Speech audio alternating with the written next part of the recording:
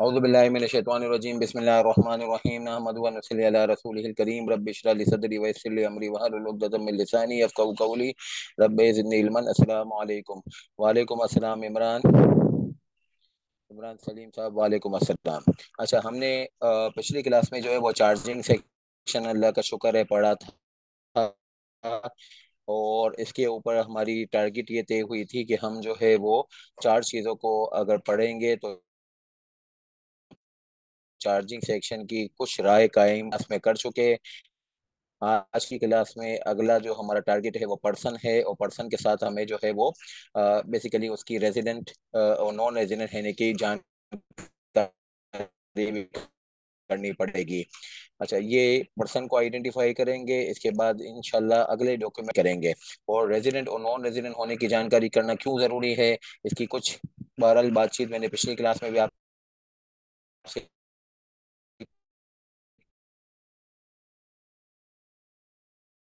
की थी। आज फिर कि अगर एक रेजिडेंट होता है तो उसकी ग्लोबल इनकम पाकिस्तान में टैक्सी फॉरन सोर्स है, और अगर एक नॉन रेजिडेंट होता है तो उसकी इनकम को वो ये कह के निकल जाता है कि भाई वो तो मेरी आउट ऑफ स्कोप है। अच्छा, अब पर्सन जो है वो इनकम टैक्स लॉ में वो शख्स है जिसकी हम टैक्सेबिलिटी कंप्यूट करते हैं, यानी वो आइडेंटिटी है, वो पर्सनैलिटी है जिसकी हम टैक्स लाइबिलिटी कंप्यूट करते हैं। ये वो शख्स है जिसके होने की वजह से पूरा निज़ाम मुतहरिक है। यानी ये पर्सन ना होता तो फिर लाइबिलिटी किसकी निकालते हो, किसको जो है वो जिम्मेदार करार देते कि आपको पे करना पड़ेगा टैक्स का अमाउंट। तो टैक्स का बहरहाल जो है वो पूरा जो है वो मुतहरिक होना या पूरे जो है वो सिस्टम का चलना इस आदमी के लिए है, यानी कि पर्सन के लिए। The following to be treated as person for the purpose of this ordinance, namely an individual. Individual की मजीद कोई तारुफ की जरूरत नहीं है, इसका मतलब है नेचुरल पर्सन। और इस नेचुरल पर्सन को हमने पिछली क्लास में पढ़ा हुआ है कि हम इसको सैलरीड और नॉन सैलरीड में बाइफरकेट करेंगे। अच्छा, नॉन सैलरीड जो है वो क्या होता है? नॉन सैलरीड वो होता है जिसकी या तो सैलरी हो ही नहीं, या सैलरी जो है वो with in the taxable income जो है वो 75% ऑफ टैक्सेबल इनकम तक हो। कंपनी, इसकी तारीफ अभी नीचे आ रही है, an AOP incorporated form organise और एस्टेब्लिश इन पाकिस्तान और एल्सवेयर। अच्छा, एओपी जो है वो उसके आगे वर्ड लिखे हुए हैं इनकॉर्पोरेटेड फॉर्म ऑर्गेनाइज और एस्टेब्लिश। इससे लोगों ने ये राय निकाली है कि एओपी का मतलब जो है बहरहाल जो है वो नाम से ही लग रहा है एसोसिएशन ऑफ पर्सन, यानी कि ज्वाइनिंग ऑफ हैंड्स। तो अब ज्वाइनिंग ऑफ हैंड्स का मेथड ऑफ फॉर्मेशन कोई भी हो, क्योंकि इन्होंने पाकिस्तानी फॉर्मेशन को भी कंसीडर कर लिया है, एल्सवेयर का मतलब फॉरेन फॉर्मेशन को भी कंसीडर कर लिया है। तो चाहे जो है वो कोई किसी कानून के तहत बनी हुई जो है वो कोई एओपी हो, या फिर एक खाली अनरजिस्टर्ड एओपी बन गई, यानी कि एक इनफॉर्मल सी पार्टनरशिप की बेस पे बन गई, या इनफॉर्मल पार्टनरशिप भी नहीं बनाई आपने बल्कि सिर्फ जबानी जमा खर्च पे हो गया, तो सारे लोगों को हम बहरहाल जो है वो जहाँ पे भी ज्वाइनिंग ऑफ हैंड्स की इन्वॉल्वमेंट नजर आई तो उसकी फॉर्मेशन की जो भी तरतीब हो हम बहरहाल उसको एओपी के तौर पे पुकारेंगे।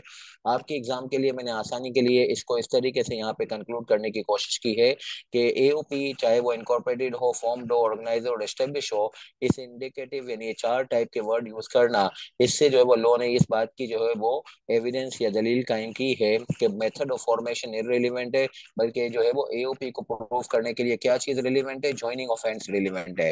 अब ज्वाइनिंग ऑफ हैंड्स जो है वो तीन कामों में से किसी एक काम के लिए हो सकता है। या तो ज्वाइंट पार्टनरशिप होगा, यानी कि ज्वाइंट बिजनेस होगा, जिसको जो है वो हम कहते हैं फर्म हो गई। यानी मिसाल के तौर पे ए और बी जो है मिलके ऑडिट फर्म खोलते हैं, टैक्स कंसल्टेंसी फर्म खोलते हैं, तो ये joining of hands for business हो गया, तो इसको हम पार्टनरशिप या फर्म के नाम से पुकारेंगे, ये भी एओपी है। और ये एओपी की सबसे खास किस्म है। अच्छा, दूसरे नंबर पे कि जॉइंट वेंचर। जॉइंट वेंचर जो है वो क्या होता है? जॉइंट वेंचर जो है वो भी बिजनेस ही होता है, मगर इसको चूंकि रिकरिंग बेसिस पे नहीं किया जाता तो इसको नॉर्मली इस बिजनेस को एक्टिविटी के नाम से पुकारा जाता है, वेंचर के नाम से पुकारा जाता है।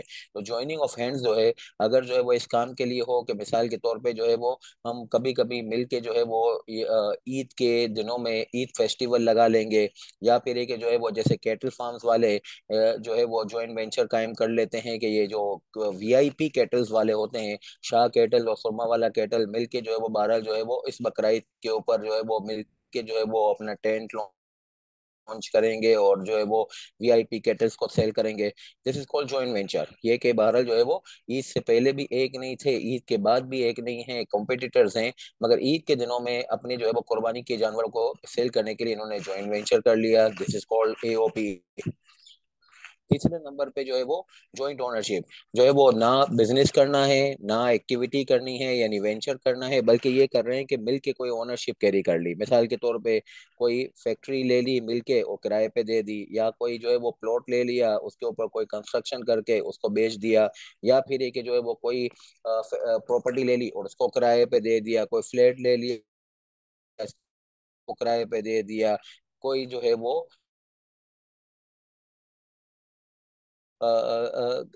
कोई भी ऐसी चीज हो जिसके ऊपर जो है वो ज्वाइंट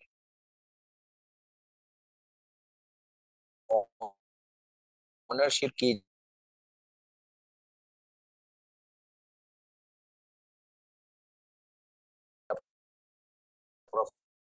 नंबर पे जो शख्स का नाम है फेडरल गवर्नमेंट, पांचवें नंबर पे है फॉरेन गवर्नमेंटिकल सब डिवीजन है पब्लिक इंटरनेशनल ऑर्गेनाइजेशन। टोटल हो गए 7। इस 7 के अंदर एओपी की तारीफ अभी नीचे आ भी रही है, मैंने कुछ बताने की कोशिश भी की है। इंडिविजुअल की कोई तारीफ नहीं है क्योंकि उसकी तारीफ तो बहरहाल अल्लाह ने बयान की हुई है, वो तो जो है वो नेचुरल पर्सन है, उसी के लिए कायनात है। तो बहरहाल जो है वो इंडिविजुअल की कोई तारीफ नहीं दी गई। एओपी की तारीफ है ऑर्डिनरी किस्म की, वो भी नीचे आ जाती है। खास किस्म की मैंने अभी आपको बता दी। कंपनी की बहुत डिटेल तारीफ है, वो भी नीचे आ जाती है। चौथे नंबर पर फेडरल गवर्नमेंट, इसकी भी कोई तारीफ नहीं है। एवरी वन नोज के फेडरल गवर्नमेंट से मामलात का मतलब यानी कि गवर्नमेंट ऑफ पाकिस्तान। और पांचवें नंबर पे फॉरेन गवर्नमेंट, दुनिया के 206 ममालिक उन सब की गवर्नमेंट जो है वो फॉरेन गवर्नमेंट कहलाती है। लाइक जो है वो सल्तनत ऑफ ओमान की जो है वो गवर्नमेंट, ये जिसको सल्तनत ऑफ ओमान कहते हैं। लाइक जो है वो कुवैत गवर्नमेंट, लाइक जो है वो ईरानी गवर्नमेंट। तो ये सारी फॉरेन गवर्नमेंट हो गई। Political sub division of foreign government ये क्या चीज़ है? ये बेसिकली जो है, इसको उर्दू में तर्जुमा करूं तो फॉरेन गवर्नमेंट का सियासी हिस्सा, फॉरेन गवर्नमेंट का सियासी धड़ा, फॉरेन गवर्नमेंट का सियासी सेगमेंट। तो ये क्या चीज होती है? दुनिया में अनकरीब माजी में दो ममालिक इस मॉडल पे काम करते थे। एक यूएसएसआर था यानी कि सोवियत यूनियन, और जो है वो एक था अपना, एक है अभी भी, उसका नाम है बहरहाल जो है वो इमाराती गवर्नमेंट, यूएई। अच्छा, अब पहले यूएई की बात कर लें। यूएई में ये है कि 7 ममालिक हैं, एक दुबई है, शारजा है, अजमान है, रास अल खेमा है, उम्मे केस है, अबू धाबी है। तो ये 7 ममालिक मिलके इन्होंने अपने आप को यूनाइट किया हुआ है। इनकी एक अपनी गवर्नमेंट भी है, हर एक की। दुबई की अपना रूलर है शेख मोहम्मद। इसी तरीके से जो है वो अबू धाबी का अलग है, इसके अलावा रास अल खेमा का कासिम है। तो बहरहाल जो है वो हर एक का अपना अपना रूलर भी है। फिर उन्होंने एक कंबाइंड गवर्नमेंट भी बनाई है फॉर डिफेंस पर्पजेज के, ताकि कोई हमें ओवरऑल ना करे, कोई हमें टेक ओवर ना कर ले। क्योंकि रास अल खेमा में आप जाएं तो वहाँ पे मेजोरिटी ये पेशावर के पठान है, हमारे जो पेशावर है इसके पठान। तो बहरहाल बहुत छोटा सा इलाका है, मेजोरिटी इन लोगों की है। तो ये बहरहाल जो है वो अरबियों के कंट्रोल में कहाँ से आ गया? तो किसी वक्त में जो है वो ये कब्जा कर लेते। तो इन्होंने क्या किया, रास अल खेमा के जो रूलर हैं उन्होंने अपने आप को यूनाइटेड अरब इमारात के अंदर जम कर दिया, और इसके नतीजे में ये जो है वो बहरहाल एक मुत्तहिदा इमारात बन गई, और नतीजतन जो है वो डिफेंस पॉइंट ऑफ व्यू से ये स्ट्रांग हो गए। तो इनका मॉडल ये है कि बहरहाल जो है वो 7 ममालिक 7 गवर्नमेंट को कैरी करेंगे, मगर डिफेंस पर्पजेस के लिए इन्होंने मिला के एक कॉमन गवर्नमेंट भी बना ली। तो इसको हमारी पढ़ाई में ये होगा कि अगर कभी यूएई गवर्नमेंट की पाकिस्तान में हमें टैक्सेशन करनी पड़ेगी तो हम उसको पर्सनैलिटी असाइन करेंगे कि ये फॉरेन गवर्नमेंट है। और यूएई गवर्नमेंट के अंदर अगर दुबई गवर्नमेंट की कभी हमें टैक्सेशन करनी पड़ेगी, अबू धाबी शारजा की करनी पड़ेगी, तो हम ये नहीं कहेंगे कि फॉरेन गवर्नमेंट। ये बेसिकली क्या है, ये पॉलिटिकल सब डिवीजन है फॉरेन गवर्नमेंट के। कौन सी फॉरेन गवर्नमेंट? यूएई गवर्नमेंट के पॉलिटिकल सब डिवीजन है। यूएसएसआर भी जो है वो हम इसी मैकेनिज्म पे काम करता था।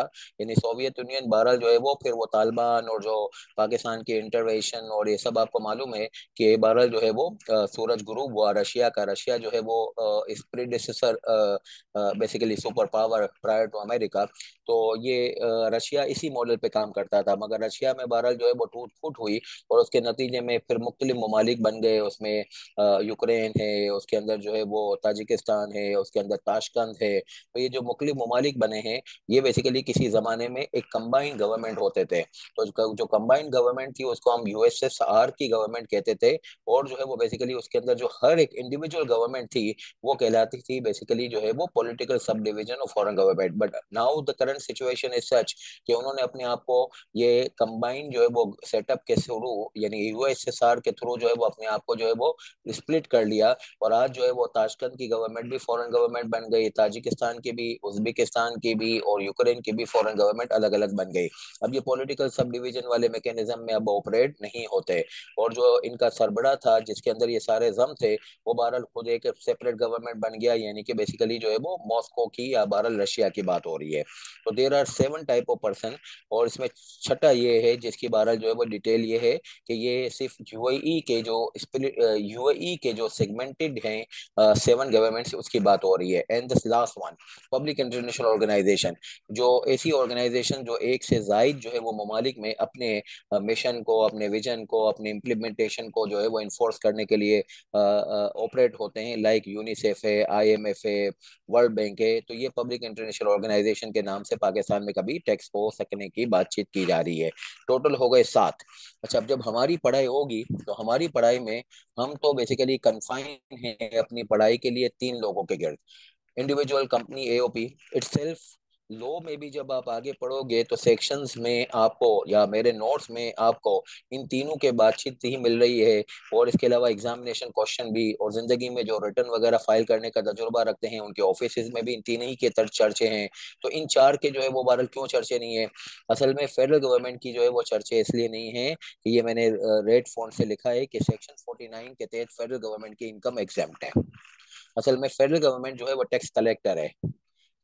जो इनकम टैक्स लॉ है वो फेडरल लेजिस्लेटिव लॉ है। फेडरल लेजिस्लेटिव लॉ का मतलब क्या है? फेडरल गवर्नमेंट इसको कलेक्ट करेगी। जब फेडरल गवर्नमेंट इसको कलेक्ट कर रही है, अब आप फेडरल गवर्नमेंट को बोलो कि आप टैक्स भी दो, तो ये किसको देने जाएंगे? यानी अफेक्टिवली ये होगा कि जो टैक्स कलेक्टर होगा वही जो है वो बेसिकली टैक्स पेयर हो जाएगा अगर फेडरल गवर्नमेंट से हम टैक्स दे दिलवाएं। तो because of the reason federal government को इन्होंने एग्जाम कर दिया। अच्छा, बाकी जो 3 लोग हैं, foreign government, political sub division और फॉरेन गवर्नमेंट और पब्लिक इंटरनेशनल ऑर्गेनाइजेशन, ये पाकिस्तान में जब आते हैं काम करने के लिए तो इनकी पहली शर्त ये होती है कि यार हमें डबल टैक्स ट्रीटी से प्रोटेक्शन दो। डबल टैक्स ट्रीटी से प्रोटेक्शन दो। अब डबल टैक्स ट्रीटी का बैकग्राउंड क्या है ये मैं थोड़ा सा बताऊं, और सेक्शन 107 की थोड़ी सी लफाजी बताऊं, ताकि अदरवाइज जो है हमारे सिलेबस के अंदर डबल टेस्टिटी को पढ़ना, जो कम और बेश 80 हैं, एफबीआर की वेबसाइट पे मौजूद हैं, उनको पढ़ने की रिक्वायरमेंट नहीं है। बहुत इंटरेस्टिंग होता है उनको पढ़ना, मगर एक बार सिलेबस की रिक्वायरमेंट नहीं है। तो इसका लुबे लुबाब, इसका यूज क्या है वो मैं जरा आपको बताऊं। जब भी कोई फॉरेनर या नॉन रेजिडेंट, इंक्लूडिंग ये 4 लोग, कौन? 3 लोग, foreign government, political subdivision foreign government, public international organisation, ये जब भी पाकिस्तान में आते हैं तो सबसे पहली बात ये करते हैं कि यार हमें तो डबल टैक्स लग जाएगा। भाई क्या मतलब? हम पाकिस्तान में आ रहे हैं, हम नॉन रेजिडेंट हैं, मगर पाकिस्तान में हम इनकम को अर्न करेंगे तो पाकिस्तान में हमारी टैक्सेशन हो जाएगी, क्योंकि आपने कहा है कि नॉन रेजिडेंट की पाकिस्तानी सोर्स इनकम पाकिस्तान में टैक्सेबल है। ठीक है। अब फिर ये नॉर्मली ये होगा कि जब ये इनकम अर्न कर चुके होंगे तो ये इनकम पाकिस्तान में रखने के बजाय अपने डेस्टिनेशन में, अपने मुल्क में ले जाएंगे। तो वहां पे फिर से टैक्सेशन होगा। यानी कि बेसिकली सोर्स कंट्री के ऊपर भी टैक्सेशन दे रहे होंगे क्योंकि अर्न वहां से किया है, डेस्टिनेशन कंट्री में भी टैक्स दे रहे होंगे क्योंकि पाक वहां पे कर रहे हैं।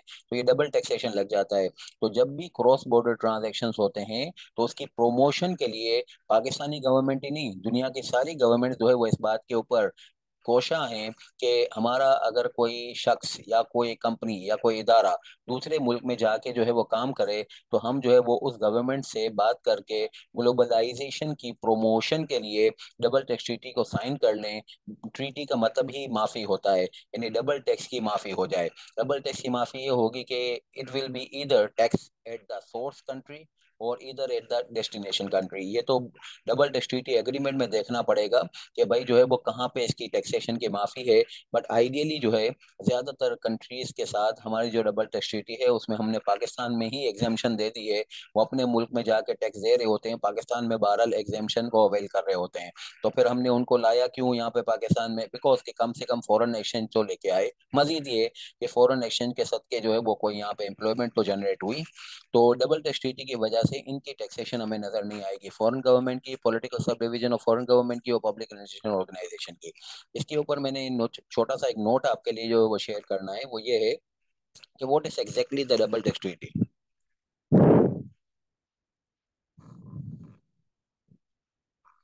टैक्स ट्रीट जो सेक्शन 107 है इसके तहत डबल टैक्स ट्रीटी साइन होती है between the federal government and the foreign government. Tax treaty is sine between the federal government on one side and, यानी हमारी गवर्नमेंट जो है वो साइन करती है इसको फेडरल गवर्नमेंट, और फिर सामने से फॉरेन गवर्नमेंट होती है for tax relief and tax exemptions और इंफॉर्मेशन शेयरिंग। इसके तीन सब्जेक्ट्स होते हैं, या तो हम इसमें एग्जेम्पशन देते हैं यानी टैक्सेबिलिटी माफ कर देते हैं, या फिर एक रिलीफ देते हैं यानी कि एग्जेम्पशन तो नहीं देते मगर टैक्स रेट कम कर देते हैं। जैसे मिसाल के तौर पे अगर फी फॉर टेक्निकल सर्विस और रॉयल्टी के टैक्सेशन की बात करूं तो नॉन रेजिडेंट की पाकिस्तान में 15% पे टैक्सेशन है, मगर अगर जो है वो दुबई का कोई जो है वो इंटरप्रेन्योर है वो पाकिस्तानी किसी इंटरप्रेन्योर से जो है वो फी फॉर टेक्निकल सर्विस और रॉयल्टी इनकम अर्न करता है तो हम 12% की टैक्सेशन करते हैं। 12% की टैक्सेशन क्यों करते हैं? दुबई के साथ डबल टैक्स ट्रीटी में 12% लिखा हुआ है। अमेरिका का अगर जो है वो बासी हो, वो पाकिस्तान में फी फॉर टेक्निकल सर्विस और रॉयल्टी अर्न करता है तो 10% है। तो 15 से 10 हुआ, 15 से 12 हुआ, तो इसको हम एग्जामेशन नहीं बोलते, इसको बोलते हैं रिलीफ। अच्छा, डबल टैक्स ट्रीटी की खासियत एक और भी होती है कि इसमें इंफॉर्मेशन शेयरिंग होती है इन क्रॉस बॉर्डर और ऑफ शोर ट्रांजेक्शन। अगर हमारे मुल्क का कोई बंदा दुबई में या बारह जो है वो यूएसए में जाके इन्वेस्टमेंट करता है या वहां पे अर्न करता है, तो डबल टैक्स ट्रीटी के अंदर एक ऐसा मैकेनिज्म होता है कि उसकी गवर्नमेंट जो है वो हमारी गवर्नमेंट को बता रही होती है कि he is earning from our land, आप इसके ऊपर जरा नजर रखिएगा। इसी तरीके से हमारी गवर्नमेंट भी ये बता रही होती है अगर कोई गोरा के यहाँ पे इनकम अर्न कर रहा होता है कि he is earning something from our land, आप इसके ऊपर नजर रखिएगा या आपके कंट्री में लेके आएगा। तो इसको इन्फॉर्मेशन शेयरिंग कहते हैं। Tax treaty shall apply in case of contradiction between the provision of income tax ordinance and tax treaty. क्या मतलब? अगर टैक्स ट्रीटी में लिखा हुआ है कि 12% का टैक्स है, इनकम टैक्स लॉ में लिखा हुआ है 15% का टैक्स है, तो फिर डबल टैक्स ट्रीटी जो है वो इसके ऊपर प्रिवेल करेगी। यानी कि जो ट्रीटी है उसका ओवर राइडिंग इफेक्ट होता है इनकम टैक्स लॉ में। एग्जाम्पल ये है कि अगर ट्रीटी जो है वो प्रोवाइड करती है कि फॉर एग्जाम्पल इंटरेस्ट इनकम की एग्जामेशन है, और अब इनकम टैक्स लॉ कहता है कि टैक्सेबिलिटी है, तो फिर आपको ट्रीटी को प्रिवेल करना है। अच्छा, अब ट्रीटी को हम एग्जाम पर्पस के लिए कभी किसी दर्जे में डिस्कस कर लें तो डिस्कस करने की रीजन ये होती है कि ट्रीटी में be considered for foreign source income of a resident person. अगर एक रेजिडेंट पर्सन हो, पाकिस्तान का बंदा है, वो यूएसए में, यूके में, दुबई में कुछ इनकम अर्न कर रहा है, तो इसको हम जो है वो देख सकते हैं कि डबल टैक्स ट्रीटी में माफी है कि नहीं है। एक बंदा पाकिस्तानी है, मैं पाकिस्तानी हूँ, मिसाल के तौर पे स्क्राइबर है, स्क्राइबर पाकिस्तानी है, रेजिडेंट है, वो आप लोगों से फीसें ले रहा है, इसको डबल टैक्स ट्रीटी में क्यों चेक कर रहे हैं? डबल टैक्स ट्रीटी में हमेशा चेक करना चाहिए क्रॉस बॉर्डर ट्रांजैक्शन। पाकिस्तानी बंदा फॉरेन लैंड से, फॉरेन कंट्री से अर्न कर रहा है, या फिर एक बाहर का बंदा यानी नॉन रेजिडेंट बंदा जो है वो पाकिस्तान से अर्न कर रहा है। प्री रिक्विजिट ये होती है डबल टेस्ट ट्रीटी को यूज करने की कि भाई क्रॉस बॉर्डर ट्रांजैक्शन होने चाहिए, समंदर पार ट्रांजैक्शन होने चाहिए। जब तक क्रॉस बॉर्डर ट्रांजैक्शन ना हो, क्रॉस बॉर्डर के उल्टा जो है वो वर्डिंग होती है विद इन द बॉर्डर। तो विद इन द बॉर्डर जो है वो अगर सूरत हाल ट्रांजैक्शन की हो उसके अंदर डबल टेस्ट ट्रीटी में अक्सर जो है वो खंगाल रहे हैं, तो बेकार में टाइम वेस्ट कर रहे हैं। Foreign source income of non resident is already out of scope. ये बहरहाल आपकी याददानी के लिए कि अगर एक बंदा यूके में काम करते, यूके में अर्न करता है और वो यूके का ही बंदा है, तो उसके लिए भी डबल टैक्स ट्रीटी नहीं देखनी चाहिए। अगेन उसमें क्रॉस बॉर्डर कोई नहीं है। और दूसरी बात ये है कि आप तो एग्जाम में इसके बारे में ऐसे भी कहोगे कि वो तो वैसे ही आउट ऑफ स्कोप है, तो मैं डबल टैक्स ट्रीटी में देख के उसके बारे में क्या एग्जेम्पशन और रिलीफ जो है वो निकाल सकूंगा। ये मैं सवाल कुछ ले लूं।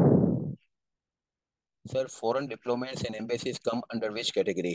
Foreign diplomats and embassies, foreign diplomats जो हैं ये बेसिकली जो है आपको शायद पता है या नहीं, जो डिप्लोमेट्स होते हैं ये पार्लियामेंट्री ऑर्डर से डिक्लेयर होते हैं।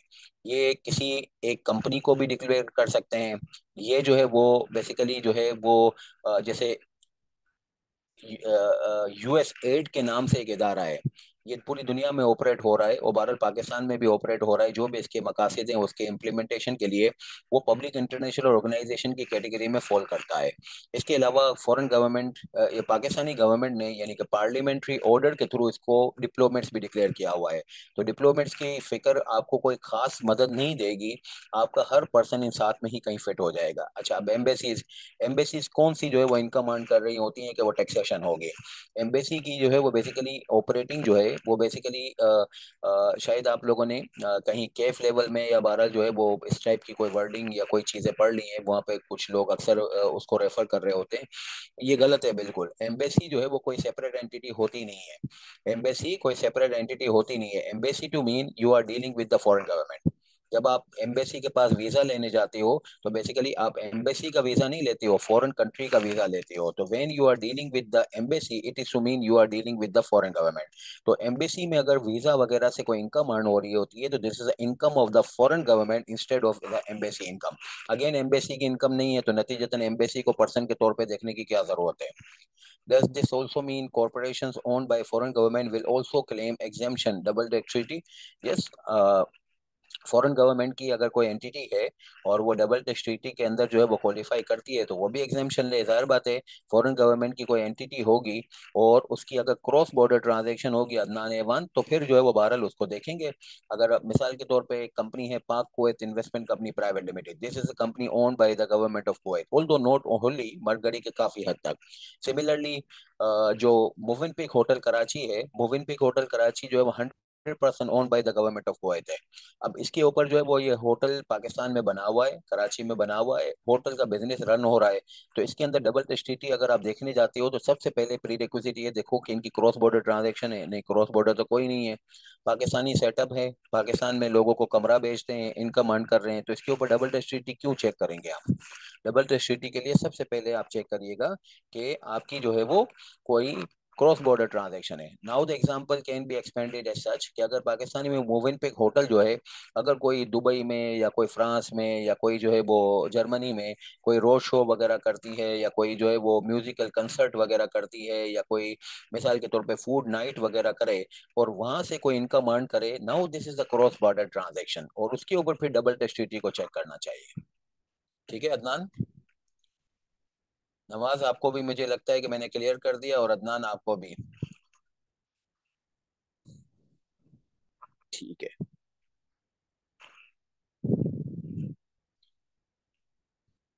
अच्छा, अब आप आइए। Now the next.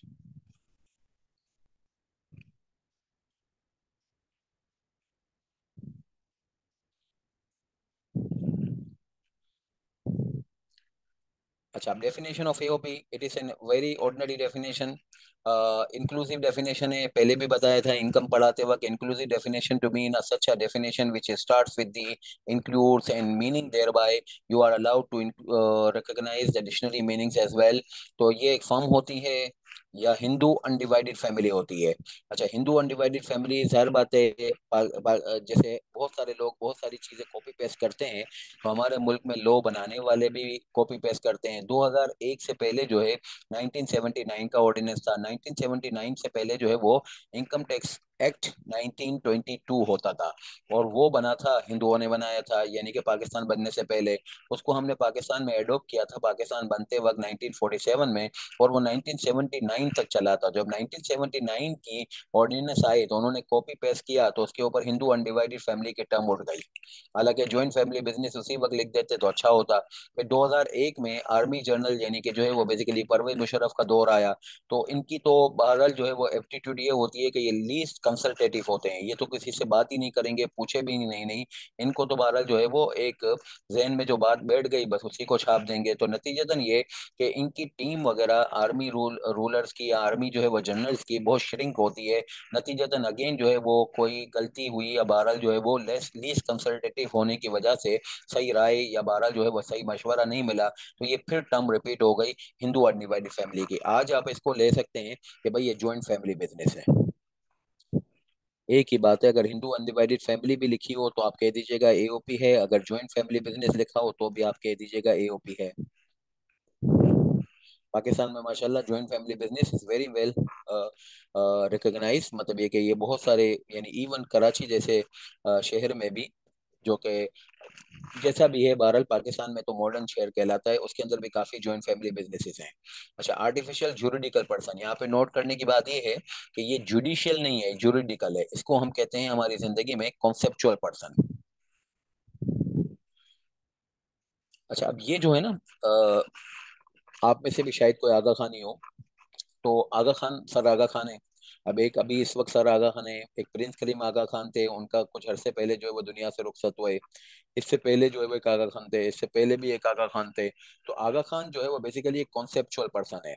और ये बहरहाल एक पूरी आप सॉर्ट ऑफ समझ लीजिए एक एंटिटी है, पूरे एक सिस्टम को चला रहे हैं, पूरा एक फंड को चला रहे हैं।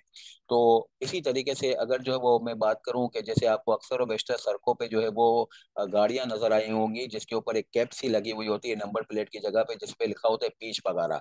इसको कोई सड़क पे जो है वो ट्रैफिक पुलिस वाला रोकता भी नहीं है। कुछ सड़क ट्रैफिक पुलिस वाले तो इनको सलाम कर रहे होते हैं। तो ये कौन लोग हैं? ये बेसिकली एक पीर पगारा साहब हैं इंटीरियर सिंध में, जो कि बेसिकली जो है वो हुर फैमिली के जो है वो पेशवा या बहरहाल लीडर हैं, उनको जो है वो बिलोंग करते हैं। अब ये पीर पगारा भी बहरहाल रिप्लेस होते रहते हैं। अभी ये एक पीर पगारा है, इससे पहले एक पीर पगारा था, इससे पहले जो है वो पीर पगारा जो थे सदुद्दीन पीर पगारा, वो बेसिकली जो है पाकिस्तान में बनने की एक्सरसाइज में कायदे आजम के शरीक थे और इनको अंग्रेजों ने फांसी दी थी। तो बहरहाल उनसे उस वक्त से जब इनके अंग्रेजों ने पाकिस्तान बनने की एक्सरसाइज में उनको फांसी दी थी, तो ये बहरहाल जो है वो मुल्क में मशहूर हो गए पाकिस्तान बनने के बाद कि इनकी पाकिस्तान बनने में बहुत बड़ी कुर्बानी है। नतीजतन ये एक पूरा सिलसिला चल पड़ा और ये फैमिली हुर फैमिली के नाम से कहलाती है। पॉलिटिकल इन्फ्लुएंस भी है। ये ग्रांड डेमोक्रेटिक अलायंस जो है, जो इमरान खान या पीटीआई के साथ जो है वो मुल्क है, ये बेसिकली इसी पर हुर फैमिली से बिलोंग करता है। जुल्फिकार मिर्जा जो स्प्लिटेड यूनिट है, बेसिकली स्प्लिटेड पर्सन है फ्रॉम पीपल्स पार्टी, ये भी बेसिकली हुर फैमिली को जो है वो इन्होंने ज्वाइन किया हुआ है। तो हुर फैमिली के अंदर ये जो पीर पगारा होता है, ये भी पूरा एक सिस्टम है, एक कॉन्सेप्चुअल पर्सन है। ये एक इंडिविजुअल बंदा नहीं है, पूरा सिस्टम चला रहे हैं। इनके पास नजराने आते हैं, अकीदतें आती हैं, द सेम थिंग। कोई भी मज़ार में आप चले जाएं, लाहौर में दाता दरबार है, मुल्तान में दरबार है, कराची में जो है वो अब्दुल्ला शाह गाजी है, वहाँ पे उर्स हो रहे हैं, लंगर चल रहे हैं, जो है वो चंदे आ रहे हैं। इस चंदों के ऊपर, उर्स के ऊपर, सारे नजरानों के ऊपर ये करोड़ों और अरबों रुपए का नजराना और चंदा शंदा जमा हो गया है जब से ये मज़ार पाकिस्तान बनते वक्त बने थे। तो ये सारे किस आदमी के कंट्रोल में है? इस दरगाह का, इस मज़ार का एक मुतवली है। वो मुतवली का इंतकाल होता है तो उसका बेटा आ जाता है, बेटे का इंतकाल होता है तो पोता आ जाता है। तो एक खानदान के हाथों में इस मज़ारों की जो है वो चाबियां हैं। और वो मज़ार के अंदर भी यही सिस्टम चलता है कि ये कॉन्सेप्चुअल पर्सन है जो पूरा सिस्टम मज़ार का चलाते हैं। मज़ार में जो कुछ भी है बहरहाल आप जानते हैं। मजीद ये कि उसकी फंड्स की जो है वो कस्टोडियनशिप भी उसके पास है। कभी इन लोगों का हम टैक्सेशन करने जाएंगे तो ये बेसिकली कॉन्सेप्चुअल पर्सन अपेरेंटली तो एक आदमी नजर आता है, मगर ये पूरा एक सिस्टम है। तो इनकी टैक्सेशन हम एओपी के तौर पे करेंगे इस वक्त। तो बहरहाल सूरत हाल ये है कि ना जो है वो आप होर फैमिली का जो है वो टैक्सेशन कर सकते हैं because of the political influence, यहाँ जो है वो मज़ारों का टैक्सेशन कर सकते हैं। दूध की सबीलें लगती हैं दाता दरबार पे लाहौर में, मगर एक बहरहाल पैसा कहाँ से आ रहा है, कहाँ से खर्च हो रहा है, कोई हिसाब किताब नहीं है, कोई टैक्सेशन नहीं है, कोई रिटर्न फाइलिंग नहीं है, सारा कैश में जो है वो बहरहाल सर्कुलेशन है। तो ये कभी टैक्सेशन करने के ऊपर कोई सरफरा आ गया तो वो आर्टिफिशियल जुरिडिकल पर्सन यानी कि जो है वो एओपी के तौर पे इन लोगों को टैक्स करेगा। एनी बॉडी और person form under a foreign law but does not include a company. अगर जो है वो बात करें ऊपर एक दो तीन, तो ये पाकिस्तानी सेटअप्स जो है वो अफेक्टिवली जो है वो इंडिकेटिव हैं ऊपर वाली डेफिनेशन के हिसाब से। जब फोर्थ नंबर को पढ़ते हैं तो ये कह रहे हैं कि भाई पाकिस्तान से बाहर भी कोई एओपी बनी है तो बहरहाल जैसे एक लॉ फर्म है रिया बाकिर। रिया बाकिर इज अ लॉ फर्म जो कि बहरहाल यूके की है। उसने पाकिस्तान में इस्लामाबाद में अपना सेटअप खोला, तो नतीजतन जो है वो पाकिस्तानी सेटअप जो है उसकी फॉरेन एओपी कहलाई। बिल्कुल सही है, foreign AOP is also included with in the AOP. अब इस फॉरेन एओपी का पाकिस्तान में जो टैक्सेशन होगा वो to the extent of Pakistani source income होगा। फॉरेन सोर्स इनकम इसकी पाकिस्तान में टैक्सेबल नहीं होगी अगर जो है वो ये अपने आप को नॉन रेजिडेंट प्रूफ करेगा। अच्छा, मजीद डेफिनेशन ऑफ फर्म क्या है? Firm has been defined to mean the relationship between persons who have agreed to share profits of a business carried on by all or any of them acting for all. Firm में बारह जो है वो जैसे ordinary सी इससे definition है, सब जानते हैं कि कुछ अफराद मिलके जिसको पार्टनर्स कहते हैं वो बिजनेस को अंडरटेक करते हैं। उसमें बाज़ औक़ात सारे अफराद मिलके बिजनेस को चला रहे होते हैं, बाज़ औक़ात कुछ लोग चला रहे होते हैं। तो जो लोग चला रहे होते हैं उनको वर्किंग या सैलरीड पार्टनर्स कहते हैं, और जो नहीं चला रहे होते पीछे से सिर्फ डिसीजन मेकिंग कर रहे होते हैं और फिर सिर्फ जो है वो ओवरव्यू कर रहे होते हैं, फोर्सी कर रहे होते हैं, उनको बारह स्लीपिंग पार्टनर्स कहा जाता है। तो इसमें यही उन्होंने कहा है कि फर्म के अंदर या तो जो है वो सारे के सारे जो है वो काम कर रहे होंगे bye all or any of them. अच्छा, कंपनी की तारीफ।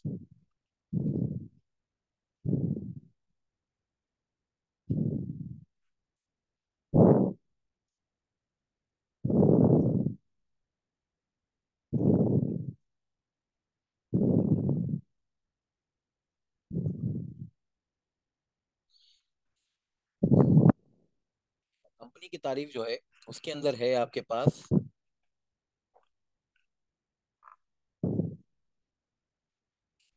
इतनी सारी कंपनियां, यानी इतने सारे लोग। कंपनी का मतलब ये होता है कि ये कंपनी एक्ट के तहत बने हुए हैं। कंपनी का मतलब ये है कि पाकिस्तान में कॉरपोरेट स्टेटस हासिल करने का जो दूसरा तरीका है, जिसको हम कहते हैं सेपरेट लॉ, यानी कि मिसाल के तौर पे एफबीआर जो है वो भी एक कंपनी है। एफबीआर के कानून में लिखा हुआ है, कहाँ लिखा हुआ है? FBR federal board of revenue act 1997 में लिखा हुआ है। इसी तरीके से एससीसीपी भी एक कंपनी है। एससीसीपी कहाँ के बारे में कहाँ लिखा हुआ है? एससीसीपी एक्ट 2007 में लिखा हुआ है। इसी तरीके से स्टेट बैंक ऑफ पाकिस्तान है, कहाँ लिखा हुआ है? एसबीपी एक्ट 1956 में लिखा हुआ है। इसी तरीके से जो है वो स्टेट लाइफ इंश्योरेंस कॉर्पोरेशन, ये भी एक कंपनी है, कहाँ लिखा हुआ है? स्टेट लाइफ इंश्योरेंस कॉर्पोरेशन एक 1956 में लिखा हुआ है। तो कॉर्पोरेट स्टेटस या तो कंपनीज एक्ट से हासिल किया जाता है, जो ज्यादातर कंपनीज एक्ट में ही होते हैं, या फिर एक हासिल किया जाता है पार्लियामेंट के सेपरेट लॉ से, जिसकी मैंने example the state bank of Pakistan, SCCP या एफबीआर। इसके अलावा नीचे जो है वो यहाँ पे चौथे नंबर पे जो है, ये बेसिकली वो कॉरपोरेट स्टेटस है जो कि पाकिस्तान के बाहर बना हुआ है और पाकिस्तान में आके काम कर रहा है। लाइक आईबीएम है। आईबीएम पाकिस्तान जो है वो ब्रांच ऑपरेशंस है। आईबीएम यूएसए में बना है, आईबीएम आईएनसी के नाम से। उसने पूरी दुनिया में अपने सेटअप्स यानी ब्रांचें बनाई हैं, पाकिस्तान में भी बनाई है, जो कि पाकिस्तान में आईबीएम पाकिस्तान के नाम से पुकारी जाती हैं। ये भी एक कॉरपोरेट स्टेटस है। और ये भी जो है कंपनीज एक्ट में जब टैक्स होगा, पाकिस्तानी ऑपरेशंस को हम टैक्स करेंगे तो कंपनी के टैक्स रेट से टैक्स करेंगे, क्योंकि कंपनी के डेफिनेशन में शामिल है। तो मशहूर मशहूर पाकिस्तान में जो ब्रांच ऑपरेशंस हैं फॉरेन कंपनियों के, उसमें आईबीएम है, उसमें सिटी बैंक है, उसके अंदर जो है वो ईएनआई है। तो ये बहुत बड़े बड़े जो है वो ऑपरेशंस हैं, मगर ये कि ब्रांच की शक्ल में ऑपरेट हो रहे हैं। और जब ब्रांच की हम टैक्सेशन करने जाएंगे तो ये कह के कि भाई ये तो कंपनी के डेफिनेशन में शामिल हैं, इसको भी हम जो है वो 29% यानी कॉर्पोरेट टैक्स रेट पे टैक्स करेंगे। तो ये तीन जो है वो कॉर्पोरेट स्टेटस हो गए, 1, 2 एंड 3। ये तीनों कॉर्पोरेट स्टेटस है। तो कॉर्पोरेट स्टेटस के अंदर कंपनी के अंदर वो आता है जो कॉर्पोरेट स्टेटस कैरी करे, वो तीन है। अच्छा, मुदारबा जो है वो कॉर्पोरेट स्टेटस नहीं होता है। मुदारबा तो एक फंड है या एक बिजनेस है, जिसकी बहरहाल जो है वो मुदारबा ऑर्डिनेंस में कहा है कि ये सेपरेट एंटिटी के तौर पे रिकॉग्नाइज होगा। और टैक्स लॉ में इसको हमने कंपनी के डेफिनेशन में शामिल कर लिया है। इसके अलावा कोऑपरेटिव सोसाइटी, फाइनेंस सोसाइटी और एनी अदर सोसाइटी, आप लोगों को मालूम होगा, ये कम्युनिटी बेस्ड ऑर्गेनाइजेशंस होती हैं जो कम्युनिटी के वेलफेयर के लिए काम करती हैं। Kathiawar cooperative society housing schemes बनाती हैं, और जो है वो इसके अलावा ट्रांसपोर्टेशन की सहूलत देती हैं अपने मेंबर्स को। नॉट फॉर प्रॉफिट ऑर्गेनाइजेशन, ये इसकी पूरी तारीफ है। इंशाल्लाह एक दो क्लासों में हम इसके ऊपर पहुंच जाएंगे। ये है rule number, licensed by the CIR under rule 211। कोई भी जमात की शक्ल में आ जाए, चाहे वो, यानी कि मिसाल के तौर पे कोई इंडिविजुअल ना आए, 2 लोग हों, 3 लोग हों, 4 लोग हों, अपने आप को उन्होंने यूजफुल ऑब्जेक्ट्स के लिए मुतहद किया हुआ है। पाकिस्तान में जो नॉट फॉर प्रॉफिट बनाने के कॉरपोरेट लॉ के कवानीन है, उसको वो उन्होंने फॉलो करके अपना सेटअप बनाया हुआ हो। पाकिस्तान में कॉरपोरेट लॉ जो है वो एनपीओ को जन्म दे सकते हैं, वो कौन कौन से हैं? Number 1 trust law, number 2 society law, number 3 voluntary social welfare agencies control and registration ordinance 1961, number 4 trade organisation act, number 5 companies act. इन 5 में से कहीं पे आपने अपने आप को कॉरपोरेट लॉ के तहत बनाया हुआ होगा। फिर आपके जो बेनिफिट्स हैं, यानी कि जो यूजफुल ऑब्जेक्ट्स के लिए आपने अपने आप को मुत्तहिद किया हुआ है, इसको कन्फाइन ना कीजिएगा किसी एक शख्स या कुछ लोगों के लिए, बल्कि ये जनरल बेनिफिट्स होने चाहिए। और पांचवी शर्त ये है कि आपकी जो है वो कमिश्नर से सनद हासिल की हुई हो, rule number 211। I am repeating again, it will be other than individual, it will be for useful objects, useful object for generally सबके लिए होंगे। 3 हो गए। नंबर 4, पाकिस्तान में जो अप्लीकेबल कानून है एनपीओ बनाने के, कॉर्पोरेट लॉ के, उसको आपने फॉलो किया होगा। 5वें नंबर पे ये कि कमिश्नर से आपको सनद मिली हुई है कि आपने ऊपर वाली सारी चीजें सही कर ली। तो इसको कहते हैं नॉट फॉर प्रॉफिट ऑर्गेनाइजेशन। ये है सेक्शन नंबर 2 सबसेक्शन नंबर 36 के अंदर से 43। अब इसकी पूरी डिटेल है कि मतलब ये कि कैसे बनता है, क्या बनता है, तो एक जगह पे हमारी इंशाल्लाह पढ़ाई हो जाएगी। आज की क्लास में बस इस हद तक लीजिएगा कि नॉट फॉर प्रॉफिट के तौर पे अगर आपने कमिश्नर से अपने आप को लाइसेंस करवा लिया तो आपकी टैक्सेशन जो है इंशाल्लाह जो है वो कॉर्पोरेट टैक्स रेट पे होगी। मगर ये कि फिर आपकी इतला के लिए सेक्शन नंबर 100C में लिखा हुआ है कि अगर इसने अपनी कुछ शराइत पूरी कर दी तो वो शराइत पूरी करने पे इसको 100% टैक्स क्रेडिट मिल जाता है, यानी 29% पे टैक्स कर रहा होगा अपनी इनकम को, और जितनी टैक्सेबिलिटी है उतनी ही इसकी क्रेडिट भी होगी। तो नो फॉर प्रॉफिट ऑर्गेनाइजेशन एक बहुत बड़ा जो है वो सब्जेक्ट है, इसकी टैक्सेशन भी बहुत इंटरेस्टिंग है, हमारे सिलेबस का पार्ट भी है, तो इसको इंशाल्लाह जगह पे देख लेंगे। आज की क्लास में इस हद तक लेके जाइएगा कि इसको कंपनी के अंदर डेफिनेशन के अंदर परोया गया है। एक ट्रस्ट हो, ट्रस्ट जो है वो सब लोग जानते हैं कि बेसिकली ये प्रॉपर्टी के लिए बनता है, जिसके अंदर ओनर जो है बेसिकली ट्रस्ट के अंदर अपनी प्रॉपर्टी ट्रांसफर कर देता है, और इसकी जो है वो कस्टोडियनशिप जो है वो ट्रस्टी के पास आ जाती है। और फिर इस ट्रस्ट के लिए जो है वो जिंदगी का मकसद ये होता है कि जिन लोगों के नाम जो है वो बेनिफिशियरी के तौर पे इस ट्रस्ट डीड में लिखे हुए हैं उसके लिए ये मेहनत करते हैं और उसको फायदा पहुंचाते हैं। आप लोगों ने गालबन जो है एम्प्लॉयमेंट ट्रस्ट वगैरह के ऑडिट किए होंगे, उसमें यही होता है कि एम्प्लॉयर जो है वो ट्रस्ट बनाता है, एम्प्लॉय के बेनिफिट के लिए बनाता है, और जो चीदा चीदा मुलाजिम होते हैं ऑर्गेनाइजेशन के वो इसके ट्रस्टी बन जाते हैं। तो ट्रस्ट बहरहाल जो है वो इसके अंदर कंपनी के डेफिनेशन के अंदर फॉल कर जाएगा। बहरहाल मैक्सिमम टाइप ऑफ ट्रस्ट जो हैं वो पाकिस्तान में नॉट फॉर प्रॉफिट के स्टेटस के साथ या फिर एक कोई भी ऐसी बॉडी और पर्सन हो जिसको पाकिस्तान में किसी लॉ के तहत आपने बनाया हो। अच्छा, पाकिस्तान में किसी लॉ के तहत आपने बनाया, इसके अंदर ये जितनी भी ट्रेड ऑर्गेनाइजेशंस होती हैं या फिर कि ये जो लेबर यूनियन भी होती है, even with in the factories labour union जो है वो एम्प्लॉयमेंट लॉज के तहत बनती है। दीज और खास तौर पे पॉलिटिकल पार्टीज, ये जो पॉलिटिकल पार्टीज हैं ये पॉलिटिकल पार्टीज एक्ट के तहत जो वो फॉर्म होती हैं, तो this is called body of person form under the law. तो लेबर यूनियन जितनी भी हैं, जितनी भी पॉलिटिकल पार्टीज हैं, जितनी भी ट्रेड ऑर्गेनाइजेशंस हैं जो कि लॉ के तहत बनती हैं, ये सारी की सारी जो है वो कंपनी के डेफिनेशन में शामिल हो गई इस कैटेगरी के अंदर। इसके अलावा एक फॉरेन एसोसिएशन, अभी आपने कहा थोड़ी देर पहले कि फॉरेन एसोसिएशन एओपी की डेफिनेशन में शामिल है, मगर एक फॉरेन एसोसिएशन ऐसी हो जिसको बोर्ड ने कंपनी के तौर पे डिक्लेयर किया हुआ हो, तो कंपनी के तौर पे डिक्लेयर किया हर फॉरेन एओपी को करेंगे नहीं, बाज औकात ये होगा कि सारे लोगों को कर दें, बाज औकात ये होगा कि किसी एक को करें। तो जिसको बोर्ड ने डिक्लेयर किया कि आप फॉरेन एओपी के तौर पे आज तक आपने मजे कर लिए, अच्छा आज से बाद हम आपको कंपनी में डाल रहे हैं, तो फिर उसको आप कंपनी के तौर पे ही ट्रीट कीजिएगा। तो फॉरेन एओपी बाय डिफॉल्ट जो है वो एओपी की डेफिनेशन में शामिल है, ये यहाँ पे आपने अभी पढ़ के आए हो। मगर इसको जो है वो अगर कंपनी के अंदर शामिल कर लिया तो फिर ये एओपी के अंदर नहीं रहेगा। तो कंपनी के अंदर कैसे शामिल होगा? Upon declaration bye FBR. अच्छा, एफबीआर जो डिक्लेरेशन देते हैं वो क्या हर एक के लिए अलग अलग देते हैं? ये जनरली भी हो सकता है और स्पेसिफिकली भी हो सकता है। बहरहाल आपकी इतला के लिए आज तक एफबीआर ने इस पावर के अंदर कभी कोई डिक्लेरेशन की ही नहीं है, खाली ये लफाजी है, क्योंकि बहरहाल पाकिस्तान में फॉरेन एओपीज हैं ही नहीं। बहरहाल बहुत सीधा सीधा है, थोड़ी बहुत मिल जाएंगी आपको, मगर एक बहरहाल बहुत ही कम है। तो इसके ऊपर ए इस फॉरेन एओपी को कंपनी बनाने के ट्रांसफॉर्मेशन के प्रोसेस के ऊपर एफबीआर कभी तक आया ही नहीं है।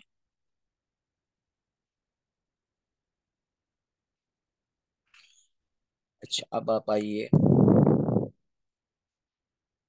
इसके अलावा प्रोविंशियल गवर्नमेंट कंपनी के डेफिनेशन में शामिल है। अभी आपको मैंने 7 पर्सन बताए, उसके अंदर मैंने फेडरल गवर्नमेंट के बारे में तो बताया कि वो तो सेपरेट आ रहा है person with in the 7 person. तो प्रोविंशियल गवर्नमेंट कहाँ गई, लोकल गवर्नमेंट कहाँ गई? तो ये पर्सन की डेफिनेशन के अंदर नहीं है, ये कंपनी के डेफिनेशन के अंदर है। और इनके बारे में भी सेक्शन 49 में लिखा हुआ है कि इनके जो इनकम है वो एग्जेम्प्ट है,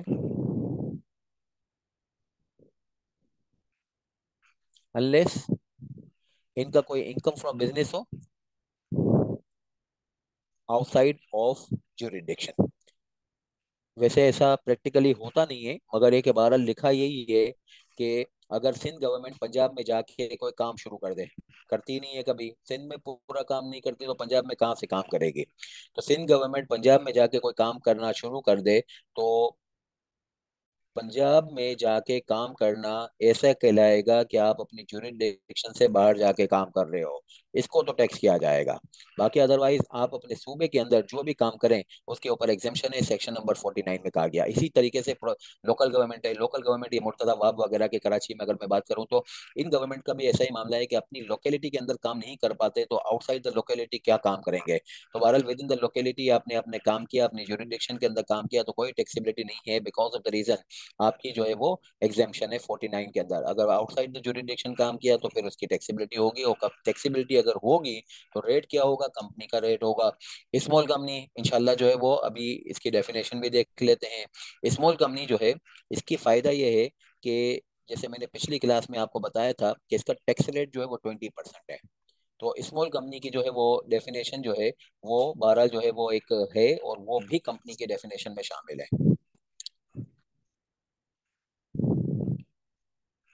ये डेफिनेशन यहाँ पे 59A B में दी गई है, उसको कर लीजिएगा, सेक्शन 2 सबसेक्शन 59A B। अच्छा, ट्रस्ट क्या होता है उसकी थोड़ी सी तारीफ। Means an obligation annexed to the property accepted by the owner for the benefit of another of owner and includes a unit trust. Unit trust क्या होता है, इसको आजकल की जबान में हम म्यूचुअल फंड कहते हैं, जिसमें बेनिफिशियल इंटरेस्ट जो है वो ओनर्स का डिवाइडेड होता है, यानी बेनिफिशियल ओनर का इंटरेस्ट जो है वो डिवाइडेड होता है in terms of the units. आपके पास जो है वो एक म्यूचुअल फंड है, 2 अरब रुपए का म्यूचुअल फंड कह दीजिए, तो उसके अंदर आपका जो है वो अगर 10% यूनिट्स हैं तो वह 0.2 बिलियन जो है वो आपका जो है वो बेसिकली उसके अंदर इंटरेस्ट होगा। तो यूनिट ट्रस्ट वो होता है जिसके अंदर जो है वो इंटरेस्ट की जो डिटर्मिनेशन है, या आपके बेनिफिट की जो डिटर्मिनेशन है वो यूनिटाइज है। तो यूनिटाइज जो है वो बेनिफिट जो है वो कहाँ पे आपको प्रैक्टिकल लाइफ में नजर आता है, ये है म्यूचुअल फंड के अंदर। अच्छा, अब अगली बात, यहाँ पे जरा समराइज कर लीजिए। कंपनी के डेफिनेशन के अंदर कंपनी के होने के साथ साथ बहुत सारे दूसरे लोग भी हैं जो कंपनी हालांकि नहीं है, मगर उसको भी कंपनी के डेफिनेशन में ले लिया जाएगा। इसको मैं ऐसे पढ़ा हूँ कि कॉर्पोरेट स्टेटस तो 3 होते हैं पाकिस्तान में, तीनों को कंपनी में लिया गया। कंपनीज एक्ट के तहत बने हुए, पार्लियामेंट के एनेक्टमेंट के तहत बने हुए, और इसके अलावा जो है वो पाकिस्तान से बाहर के सेटअप जिन्होंने पाकिस्तान में ब्रांच ऑपरेशन कैरी किए हुए हैं। बाकी इसके अलावा इसमें 5 स्पेशलाइज स्टेटस हैं जिनको ऑल दो कंपनी के तौर पे जो है वो ये लोग क्लेम नहीं करते। इनका बहरहाल जो है वो अपना अपना लॉ है, मगर ये कि फिर भी इनको हम पाकिस्तान में कंपनी के तौर पे ही टैक्स करेंगे। कौन कौन से लोग हैं, मुदारबा number 1, number 2 cooperative society, number 3 not for profit organisation, number 4 trust, number 5 जो है वो ऐसी बॉडी और पर्सन जो फॉर्म अंडर द लॉ हो। 5 हो गए। अच्छा, दूसरी ये दूसरी कैटेगरी हो गई। पहली कैटेगरी कॉर्पोरेट सेटअप जिसके अंदर 3 आ गए, 5 दूसरी कैटेगरी में 5 स्पेशलाइज सेटअप आ गए। तीसरी category foreign AOP. Foreign AOP ही कहलाएगी, यानी एओपी के डेफिनेशन में होगी। मगर एफबीआर अगर डिक्लेयर कर दे स्पेशल या जनरल ऑर्डर के थ्रू तो फिर वो एओपी से निकल के कंपनी में आ जाएगी। ये तीसरी कैटेगरी हो गई। चौथी कैटेगरी जो है वो है दो गवर्नमेंट्स, प्रोविंशियल गवर्नमेंट और लोकल गवर्नमेंट, ये भी कंपनी के डेफिनेशन में शामिल हो गए। तो भारत कंपनी के डेफिनेशन जो है वो 4 फोल्ड है, 4 fold. Number 1 corporate status including the small company, number 2 जो है वो स्पेशलाइज स्टेटस जो कि 5 है टोटल, नंबर 3 जो है वो फॉरेन ईओपी जिसको एफबीआर ने डिक्लेयर कर दिया हो एज अ कंपनी, नंबर 4 जो है वो दो गवर्नमेंट। अच्छा, अब कंपनी की जो डेफिनेशन है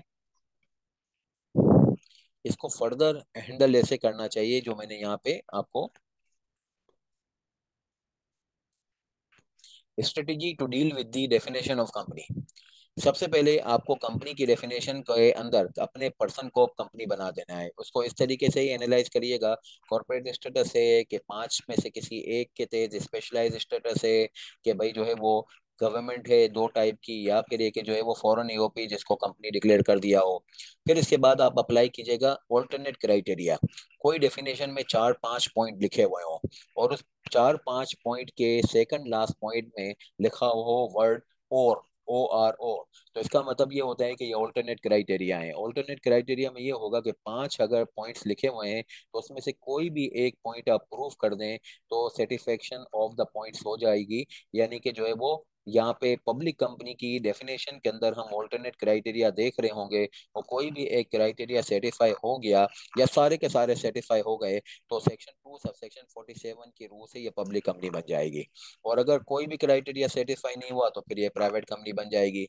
तो सेक्शन 2 सब सेक्शन 47 के तहत जो है पब्लिक कंपनी वो होती है जो कि वन ऑफ द क्राइटेरिया, जो section 2 sub section 47 one of the criteria मतलब ऑल्टरनेट क्राइटेरिया को सेटिस्फाई कर दे। अगर ना सेटिस्फाई कर सकें तो फिर उस सूरत हाल में ये बन जाती है सेक्शन 2 सब सेक्शन 45 के तहत प्राइवेट कंपनी। प्राइवेट कंपनी की अपनी कोई तारीफ नहीं है, ये अक्स है इस बात का कि भाई जो है वो पब्लिक कंपनी प्रूफ नहीं हो सकी। अच्छा, फिर अगली बात कि भाई जो है वो अगर कोई कंपनी पब्लिक या प्राइवेट हो गई तो यहाँ पे एक्सरसाइज खत्म नहीं होगी। अगली एक्सरसाइज ये होगी कि आपको जो है वो फिर इसको ये देखना होगा कि ये स्मॉल कंपनी है कि अदर देन स्मॉल कंपनी है। स्मॉल कंपनी होगी या बिग कंपनी नहीं बोलते, स्मॉल कंपनी होगी या बोलेंगे अदर देन स्मॉल कंपनी। तो इसके लिए आपको ये करना पड़ेगा कि आपको जाना पड़ेगा simultaneous criteria of section 2 sub section 59 A B. जो साइमल्टेनियस क्राइटेरिया है section 2 sub section 59 A B, इसका मतलब ये होगा कि इसमें 4 5 6 जितनी भी कंडीशंस लिखी हुई हैं उसमें सेकंड लास्ट पॉइंट में लिखा हुआ होगा एंड। और जो एंड का वर्ड लग गया कंडीशंस में तो इसका मतलब ये होगा कि सारी की सारी सेटिस्फाई होनी चाहिए। अब सारी की सारी अगर सेटिस्फाई हो गई तो ये पब्लिक कंपनी अपनी जगह पे है, प्राइवेट कंपनी अपनी जगह पे है, मगर स्मॉल कंपनी भी बन जाएगी।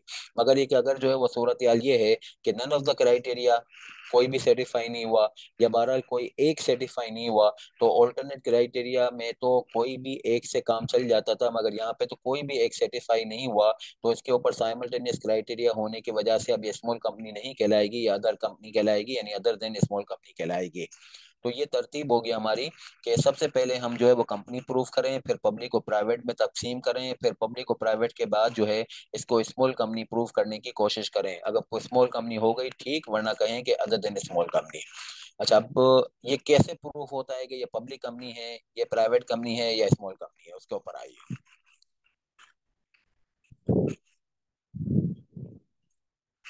पब्लिक कंपनी की तारीफ ये है कि ये इसके अंदर 50% शेयर होल्डिंग जो है वो फेडरल गवर्नमेंट की या प्रोविंशियल गवर्नमेंट की होती है। 50% शेयर होल्डिंग जो है फेडरल गवर्नमेंट की या प्रोविंशियल गवर्नमेंट की होती है। या फिर ये हुआ कि फेडरल या प्रोविंशियल गवर्नमेंट की तो नहीं है, फॉरेन गवर्नमेंट की है। अच्छा, वो फॉरेन गवर्नमेंट अक्सर और बेशतर जैसे हमारा भी पाकिस्तान के अंदर सिस्टम ये है कि पाकिस्तानी फेडरल गवर्नमेंट को इन्वेस्टमेंट करना चाहती है तो डायरेक्टली नहीं करती, प्राइवेटाइजेशन कमीशन के थ्रू करती है। इसी तरीके से जो है वो हो सकता है कि कोई फॉरेन गवर्नमेंट ने डायरेक्टली इन्वेस्ट ना किया हो, 50% उन्होंने कोई फ्री बनाए हो। जैसे मिसाल के तौर पे गवर्नमेंट ऑफ ईरान है, वो ईरानियन इन्वेस्टमेंट अथॉरिटी उन्होंने बनाई हुई है ईरान में, उसके थ्रू इन्वेस्टमेंट करते हैं। इसी तरीके से सऊदी गवर्नमेंट ने सऊदी पाक इन्वेस्टमेंट कंपनी बनाई हुई है। तो अगर फॉरेन कंपनी के थ्रू भी हो गया जो कि foreign company own by the foreign government है, कितनी percent share holding, 50% share holding Pakistani company के अंदर, तो फिर again Pakistani company public company की डेफिनेशन में आ जाएगी। थर्ड, आप पाकिस्तान में किसी रजिस्टर्ड स्टॉक एक्सचेंज में, वो इस वक्त एक ही है पाकिस्तान स्टॉक एक्सचेंज, उस पर लिस्टेड हो। अच्छा, लिस्टेड जो है वो किस वक्त देखा जाएगा, ईयर एंड पे देखा जाएगा। और फिर यानी हो सकता है कि पूरे साल आप लिस्टेड ना हो, साल के आखिरी दिन लिस्टेड हो, या ये भी हो सकता है कि पूरे साल लिस्टेड हो, साल के आखिरी दिन आप वॉलंटरी डी लिस्टिंग या कंपलसरी डी लिस्टिंग पे लिस्टिंग से पार हो गए तो गड़बड़े। साल के आखिरी दिन लिस्टिंग देखनी चाहिए। अच्छा, फिर ये कि जो है वो कम से कम एक मरतबा ट्रेड होनी चाहिए।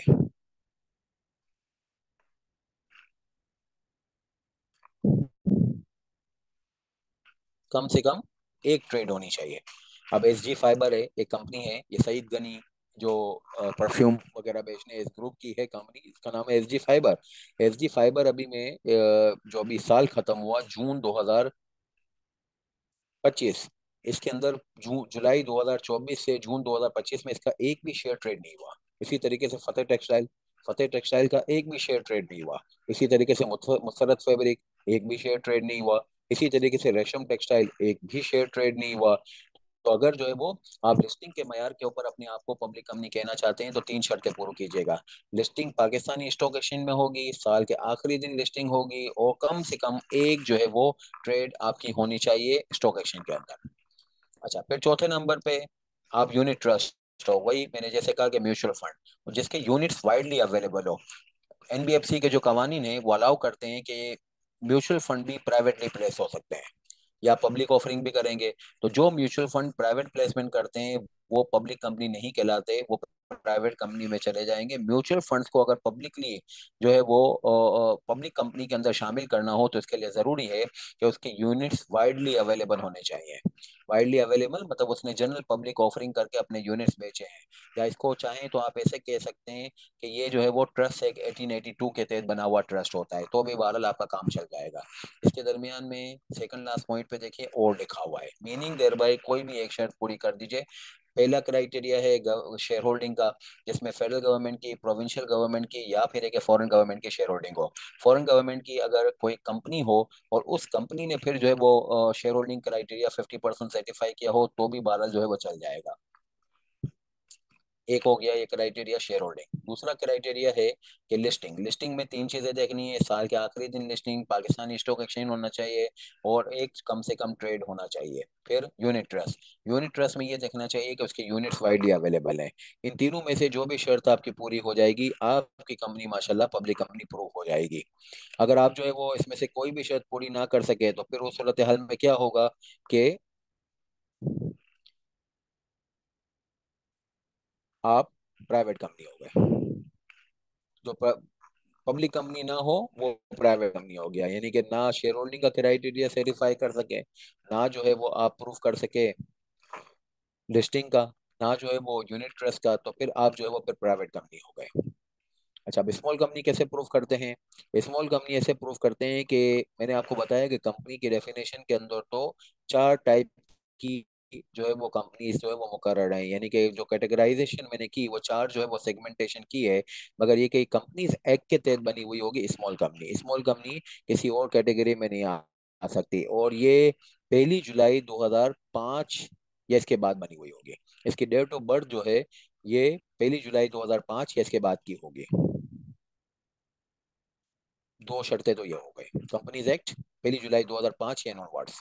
इसकी पेड अप कैपिटल और रिजर्व्स यानी कि शेयर होल्डर्स इक्विटी जो है वो 50 मिलियन से जायद नहीं होगी।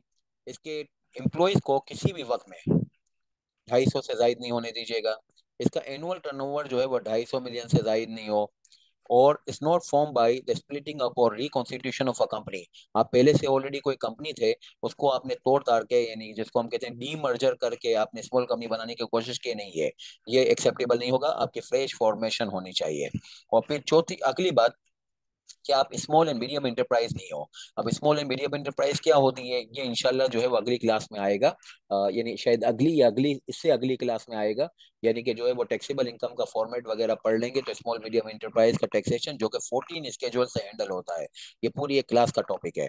तो वहां पे हम समझेंगे कि अगर कोई कंपनी स्मॉल कंपनी में भी फिट होती हो और स्मॉल मीडियम इंटरप्राइज में भी फिट होती हो, तो फिर यहाँ पे आज की डेफिनेशन में ये कहा गया है कि इसको स्मॉल मीडियम एंटरप्राइज में ही ले जाए। नंबर वन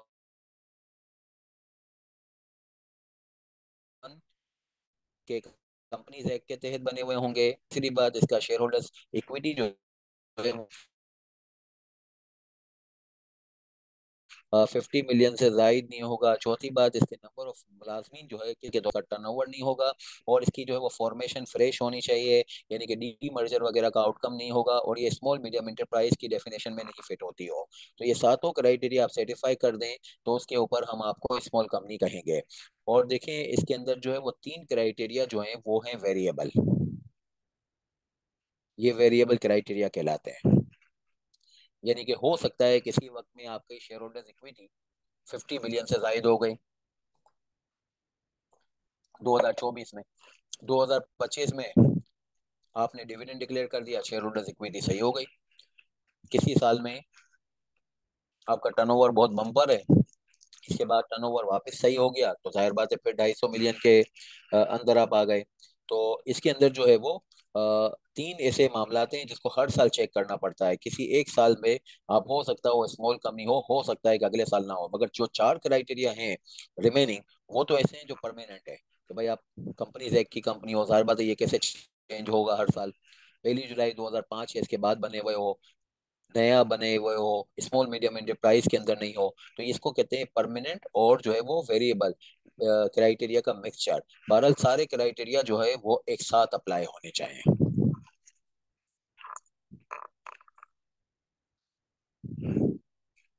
अच्छा, अब जरा मैं इसके ऊपर कुछ आपको एक्सरसाइजेस कराऊं।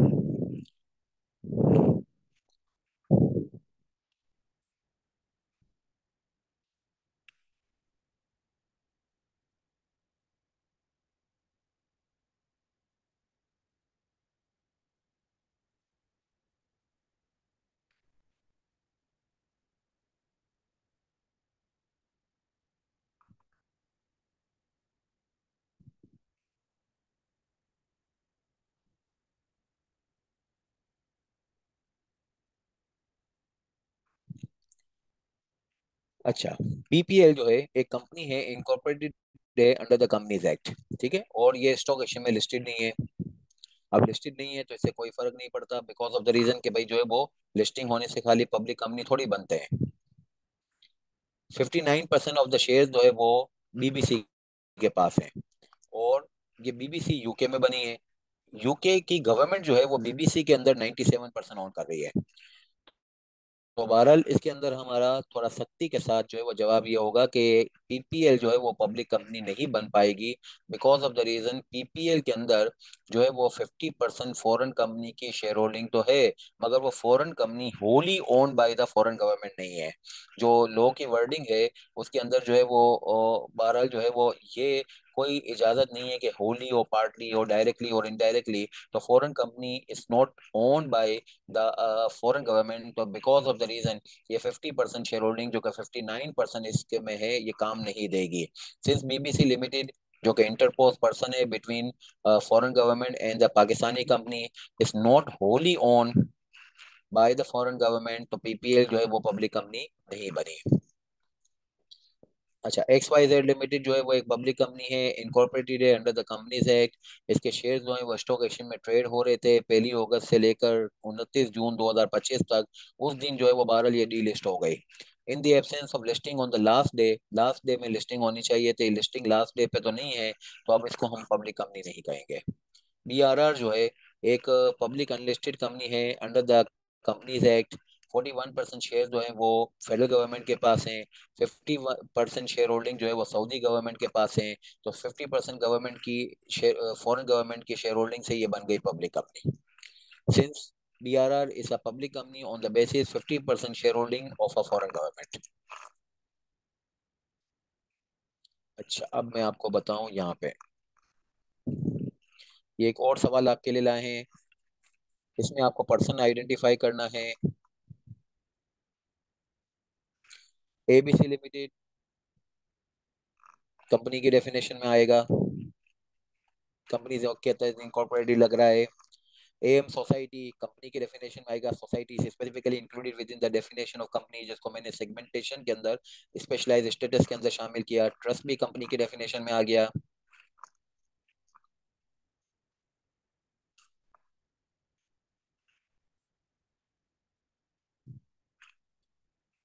हिल वेलफेयर एजेंसी एक नॉट फॉर प्रॉफिट ऑर्गेनाइजेशन है। हमारा तो मयार बहरहाल ऊपर ऊपर से टैक्स लॉ में यही होता है कि कमिश्नर से मंजूर शुदा है, यस मंजूर शुदा है, तो ये कंपनी के डेफिनेशन में आ गया। X and Y legal heirs हैं। ए का इंतकाल हुआ, उसके ऊपर एक्स और वाई जो है आज जो है वो अपने आप को मिल्कियत उन्होंने डिक्लेयर कर दी। यानी कहने का मकसद ये है कि अभी इन्होंने अपने बेसिकली हिस्से मुकर्रर नहीं किए, यानी विरासत तकसीम नहीं की। तो till the time they are the joint owners they will be accounted for as AOP. This is AOP of the joint ownership case. Branch है एक्स वाई जेड लिमिटेड की, इनकम टैक्स लॉ में section 2 subsection 41 के rule से branch को हम PE के नाम से यानी परमानेंट एस्टेब्लिशमेंट के नाम से पुकारते हैं। जब भी पाकिस्तान में फॉरेन कंपनी की कोई ब्रांच नजर आई तो हम यही कहेंगे कि हम फॉरेन कंपनी का टैक्सेशन कर रहे हैं। तो बहरहाल ये जो है वो कंपनी की डेफिनेशन में शामिल है। अच्छा, फिर मिस्टर एस, उसके पास जो है वो टैक्सेबल सैलरी है बीइंग 75% ऑफ टैक्सेबल इनकम, तो ये नॉन सैलरीड इंडिविजुअल कहलाएगा।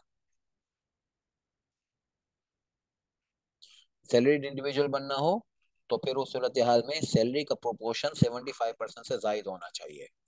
इसका ईयर एंडिंग हमें दी गई है 30/6/2026 है। तो हमें ये निकालना है कि भाई इसका टैक्स ईयर क्या होगा। तो जो 30 जून पे खत्म होने वाले होते हैं उनको तो हम कहते हैं NTY 2026। 31/12/2025 पे अगर जुलाई से दिसंबर में स्पेशल की ईयर खत्म हो तो अगले साल के नाम से STY 2026। फिर इसके अलावा 31 मार्च अगर जनवरी से जून के दरमियान में खत्म होने वाला जो है वो स्पेशल टैक्स ईयर हो तो उसको फिर जो है वो सेम ईयर के STY 2026। 30/9/2025 तो ये चला जाएगा STY 2026 में। 30/6/2025 तो ये अगेन NTY आ गया NTY 2025। 31/12/2025 तो ये STY 2026 आ गया। अच्छा, फिर 30/6/2025 तो ये बारह जो है वो आ गया NTY 2025। अच्छा, फिर मैंने आपको बताया था कि ये टैक्स ईयर का जो एंड होता है this is very important concept for the purpose of, यानी इसके जो भी काम है मगर एक इससे ये काम कभी पता चलता है कि रिटर्न फाइलिंग की ड्यू डेट क्या है। अब आइए इसकी रिटर्न फाइलिंग की ड्यू डेट को जरा चेक कर लें। अगर जो है कंपनी होती है और जनवरी से जून के दरमियान में साल खत्म होता है तो उस सूरत हाल में आप जो है वो इसी साल के 31 दिसंबर तक रिटर्न फाइल करते हो। और अगर जो है वो जुलाई से दिसंबर के दरमियान में खत्म होता है तो उस सूरत हाल में ईयर एंड के बाद जो पहला 30 सितंबर आता है उसके ऊपर जो है वो आप अपना रिटर्न फाइल करते हो। फिर ये कि जुलाई और अगस्त के महीनों वाले जो स्पेशल टैक्स ईयर होंगे इसमें क्या होगा उसके ऊपर FBR का एक सर्कुलर भी मैंने शेयर किया था। तो 30/6/2026 ये कंपनी है तो इस सूरत हाल में इसका रिटर्न फाइलिंग डेट क्या होगा? 31/12/2026। AM सोसाइटी 31/12/2025 तो ये तो स्पेशल टैक्स ईयर वाले, तो ये 30 सितंबर 2026 पे रिटर्न फाइल करेंगे। PM ट्रस्ट 31 मार्च तो ये होगा 31/12/2026। हील वेलफेयर अगेन जो है वो ये कंपनी है और खत्म हो रहा है 30 सितंबर तो ये 30 सितंबर 2026। X and Y legal years हैं। ए के यानी AOP है तो इस सूरत हाल में ये तो AOP है तो AOP के लिए तो आपके पास एक ही चॉइस होती है या इंडिविजुअल के लिए भी एक ही चॉइस होती है कि ईयर एंड के बाद 30 सितंबर। यस।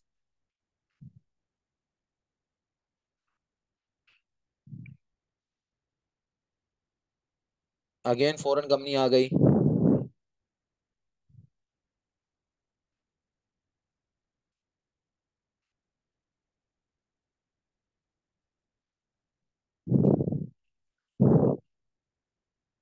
31/12/2025 और ये 30 सितंबर 2026 आ गया।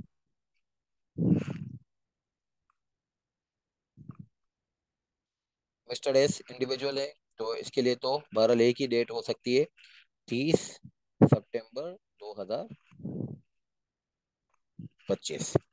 अच्छा, मैंने आप लोगों को ये बात भी बताई थी कि कंपनी के केस में पॉसिबिलिटी है कि 31/12 भी हो और 30 सितंबर भी हो। आप देख रहे हैं ना, depending upon the ending date of the tax year.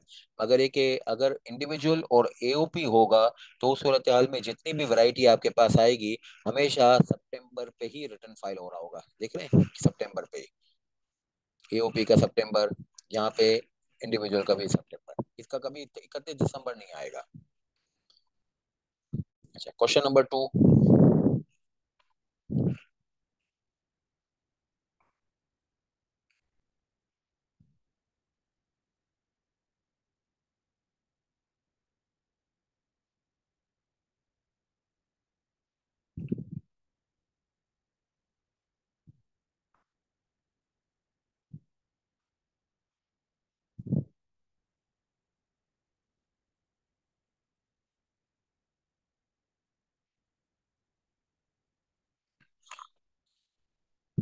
अच्छा, अब यहाँ पे एक बात तो इन्होंने कंफर्म कर दी कि भाई लिस्टिंग के मैटर को बीच में ना लाएगा, ठीक है, नहीं लाते। तीन कंपनियां दी हैं, उसका पेड अप कैपिटल, रिजर्व्स और टर्नओवर और शेयर होल्डिंग का स्ट्रक्चर दिया है। और हमें कहते हैं कि भाई आप ये बताइए कि भाई जो है वो आपने सारी डेफिनेशंस पढ़ ली, इसमें कौन स्मॉल है, कौन पब्लिक है और कौन प्राइवेट है। Also state the additional information जो कि आप अज्यूम करना चाहते हैं। तो क्या ये ए लिमिटेड जो है वो स्मॉल कंपनी बन सकती है?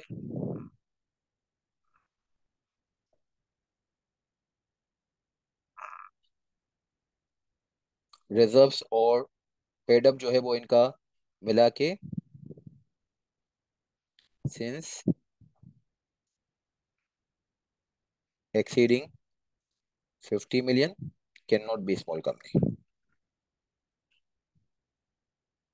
ये स्मॉल कंपनी नहीं हो सकते। क्यों नहीं हो सकते? क्योंकि आपका पेड अप कैपिटल और रिजर्व जो है वो 50 million से जायद है। क्या आप पब्लिक कंपनी हो सकते हो? Silver shares are held by the foreign company. If foreign company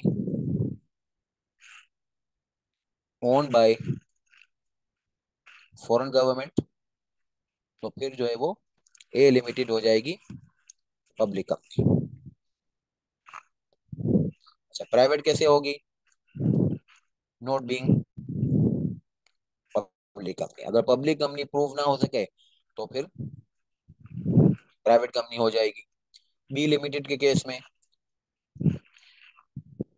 80 million का पेडअप कैपिटल है, रिजर्व जो है वो 35 के हैं, ये तो चलो आ गया। 45 million share holders equity. Turnover जो है वो ढाई 220 million है। सिंस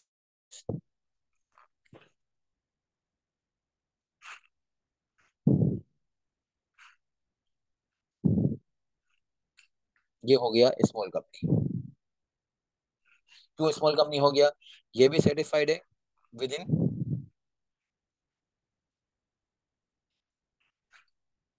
50 million, और ये भी विद इन 250 million। अच्छा, क्या ये पब्लिक कंपनी होगी? 40% share are held by the provincial and federal government, तो ये प्राइवेट कंपनी हो गई। पब्लिक कंपनी ये नहीं है, not a public company, therefore private company. अच्छा, क्यों पब्लिक कंपनी नहीं है? क्योंकि अनलिस्टेड तो वैसे ही जो है वो हो गई, यानी कि लिस्टिंग का तो मयार ही नहीं है। फिर मजीद ये कि ट्रस्ट भी नहीं है। तो अब हमारे पास शेयर होल्डिंग बची थी, तो शेयर होल्डिंग का स्ट्रक्चर जो है वो गवर्नमेंट की शेयर होल्डिंग के बारे में एम्फेसाइज हो रहा है, जो 40% है, कम से कम 50 होना चाहिए था। अच्छा, तो ये बहरहाल जो है वो बन गई प्राइवेट कंपनी। अच्छा, सी लिमिटेड के केस में 40 और 45 और ये 500 million, not a small company. क्यों स्मॉल कंपनी नहीं है? इस वजह से नहीं है कि भाई जो है वो ये टर्नओवर 250 million से ज्यादा है। 100% shares are held by a local group. अब लिस्टेड तो है ही नहीं, शेयर होल्डिंग को ही दे सकते थे, वो लोकल ग्रुप के पास है, तो प्राइवेट कंपनी हो गया ये। क्यों प्राइवेट कंपनी हो गया? अगर पब्लिक कंपनी प्रूव नहीं हो सके। तो बहरहाल इस टाइप के जो है वो असेसमेंट जो है वो इसके ऊपर आते हैं कि इसकी पब्लिक कंपनी या प्राइवेट कंपनी की स्टेटस किस तरीके से पूरी होगी। अच्छा, अब आप आइएगा।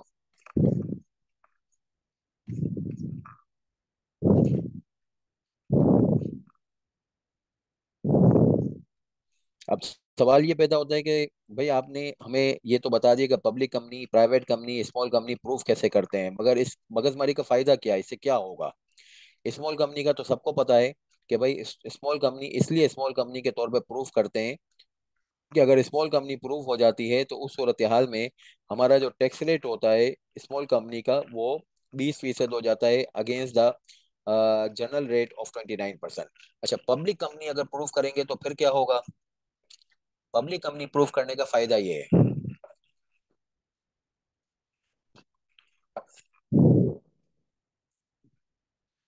जब पब्लिक कंपनी के शेयर होल्डर ने पब्लिक कंपनी के शेयर्स बेचे, शेयर्स बेचने पे होता है टैक्सेशन कैपिटल गेन में। पब्लिक कंपनी के शेयर होल्डर ने पब्लिक कंपनी के शेयर्स बेचे, वैसे टैक्सेशन होता है कैपिटल गेन में। यहाँ पे भी कैपिटल गेन के अंदर मार्किंग तो होगी गेन की, मगर ये कि इसको कहा जाता है separate block taxation. Separate block taxation की अभी तारीफ मैंने नीचे लिखी हुई है। सेपरेट ब्लॉक टैक्सेशन का मतलब ये होता है कि एनटीआर का वो टैक्सेशन जो डिवीजन वन और डिवीजन टू से ना हो। डिवीजन वन और टू के रेट मैंने पिछले क्लास में आपको शेयर किए थे, जो कि जो है वो प्रोग्रेसिव रेट्स थे इंडिविजुअल और ईओपी के केस में। जो डिवीजन वन से निकले थे और कंपनी के जो है वो फ्लैट रेट थे, जो कि जो है वो 29, 39 और 20% निकले थे डिवीजन टू से। तो अगर डिवीजन टू और डिवीजन वन से रेट ना निकल रहा हो एनटीआर का, बल्कि कहीं और से निकल रहा हो, तो इसको कहा जाता है सेपरेट ब्लॉक टैक्सेशन। अब जो सेपरेट ब्लॉक टैक्सेशन है उसके लिए चूंकि शर्त ये है कि भाई जो है वो डिवीजन वन और टू के अलावा रेट हो। तो भाई पब्लिक कंपनी के शेयर्स को आपने सेपरेट ब्लॉक क्यों कहा? वो इसलिए कहा कि इसके जो टैक्स रेट हैं वो डिवीजन सेवन में दिए गए हैं। अब डिवीजन सेवन में जो रेट है उसकी मैंने समराइज जो है वो सिचुएशन आपके सामने ऐसे रखी है कि अगर जो है वो आपने शेयर्स खरीदे थे 1 जुलाई या इसके बाद, बेचोगे तो जाहिर बात है अभी यानी जुलाई 2024 के बाद ही बेचोगे। मगर एक बहरहाल खरीदा भी था आपने जुलाई 2024 या इसके बाद, तो 15% का जो है वो टैक्स रेट होगा अगर आप एक्टिव टैक्स पेयर लिस्ट में आ रहे हो। एक्टिव टैक्स पेयर लिस्ट का मतलब ये है कि जो रेगुलर रिटर्न फाइलर होते हैं जिनके नाम को एफबीआर की वेबसाइट के ऊपर शोहरत भी मिली हुई होती है, उनकी एक्टिव टैक्स पेयर लिस्ट में नाम आ रही होती है। अगर आप एक्टिव टैक्स पेयर लिस्ट में शामिल नहीं हो तो फिर क्या होगा? तो फिर अगर आप नॉन एटीएल में हो तो उस सूरत हाल में आपके ऊपर टैक्स रेट 15% और स्लैब रेट जो भी हायर होगा वो लग जाएगा। यानी स्लैब रेट अगर आपका 35% depending upon the size of the gain लग रहा हो तो 15 को छोड़िए 35 लगा दीजिएगा। और अगर जो है वो आपका रेट जो है वो 0% या बहरल जो है वो 5% लग रहा हो तो फिर 15% पे आ जाएगा, विच हायर है। और अगर कंपनी नॉन एटीएल हो तो उस सूरत हाल में ये होगा कि आपको जो है वो फिर डिवीजन टू का रेट यानी 29% का रेट लगाना है। अच्छा, अगर आपने जो है वो जुलाई 2022 से जून 2024 के अंदर खरीदा था, यानी बेचोगे तो अभी, यानी कि 2026 के साल में बेच रहे होगे आप। मगर एक अगर आपने देखा कि मैंने जब इसको बेचा उसके वक्त आपने ये देखा कि मेरी एक्विजिशन डेट क्या थी, वो जुलाई 2022 से जून 2024 के दरमियान थी, तो उस सूरत हाल में आपको जो है वो टैक्स रेट जो है वो 1 साल के होल्डिंग के ऊपर 15%, 2 साल के होल्डिंग के ऊपर 12.5%, यानी जब बेचोगे तो बेचते वक्त आपको ये देखना है कि how long you have hold the shares. If you have completed your 1 year, in that situation 15%, in case you have completed your holding period of 2 years, तो उस सूरत हाल में आपको 12.5% और हर 1 साल एडिशनल होल्डिंग का आपको आधा 2.5-2.5% का डिस्काउंट मिल रहा है। और नतीजतन 6 साल की होल्डिंग के ऊपर ये 0% हो जाता है ना? 0% हो गया। और अगर आपने 1 जुलाई 2013 से जून 2022 के अंदर खरीदा था तो उस सूरत हाल में 12.5% का रेट है। और अगर जुलाई 2013 से पहले खरीदा था तो 0% का रेट है। ये रेट एग्जाम में आपको दिए हुए होंगे, मगर बहरहाल मैंने बहुत समराइज वे में आपको याद कराने की भी कोशिश की है, तो अगर याद हो सके तो बहुत ही बेहतर हो जाता है कि आपको बेचते वक्त ये देखना है पब्लिक कंपनी के शेयर्स को। यानी ये सेपरेट ब्लॉक टैक्सेशन क्या चीज होती है? जो डिवीजन सेवन के ऊपर यानी कि पब्लिक कंपनी के शेयर डिवीजन सेवन में टैक्सेबल होंगे। जो शेयर होल्डर बेचेगा तो वो बेचते वक्त जो है वो ये कहेगा कि डिवीजन वन और टू पे मैं टैक्स नहीं कराऊंगा, meaning there by separate block में टैक्स करवा रहा है। तो पब्लिक कंपनी को पब्लिक कंपनी प्रूव करना टैक्स में जो रंगारंगी पैदा करता है वो शेयर होल्डर के लिए करता है upon the disposal of shares instead of company में। कोई भी फर्क नहीं है, कंपनी पब्लिक हो प्राइवेट हो, भारत जो है वो कंपनी के टैक्सेशन में कोई चेंज नहीं आता। अब जो डिवीजन सेवन के जो रेट हैं वो कितनी टाइप के हैं? वो रेट रेट जो है वो 4 टाइप के हैं। और ये 4 टाइप की जो वैरायटी, 4 टाइप के जो रेट की वैरायटी है, इस बात के ऊपर डिपेंड करती है कि बेचते वक्त आपने ये देखा कि मेरी एक्विजिशन की डेट किस जो है वो टीयर में फॉल कर रही है। अच्छा, इसी तरीके से अगर जो है वो स्मॉल कंपनी हो तो स्मॉल कंपनी को स्मॉल कंपनी क्यों प्रूव करते हैं? इससे शेयर होल्डर को कोई फर्क नहीं पड़ता है।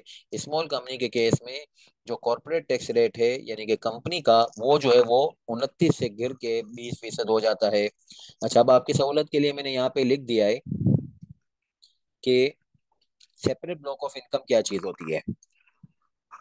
सेपरेट ब्लॉक ऑफ इनकम ऐसी इनकम होती है जो होती तो एनटीआर में। एनटीआर आपको मैंने पिछली क्लास में बताया था, नेट बेसिस टैक्सेशन इनकम में। लाइक ये शेयर्स वगैरह बेचेंगे तो इसमें जो है वो कंसीडरेशन रिसीव यानी कि cell proceed of the share, उसमें कॉस्ट माइनस कर रहे होंगे, on which applicable tax rate हमेशा डिवीजन वन और टू के अलावा होगा।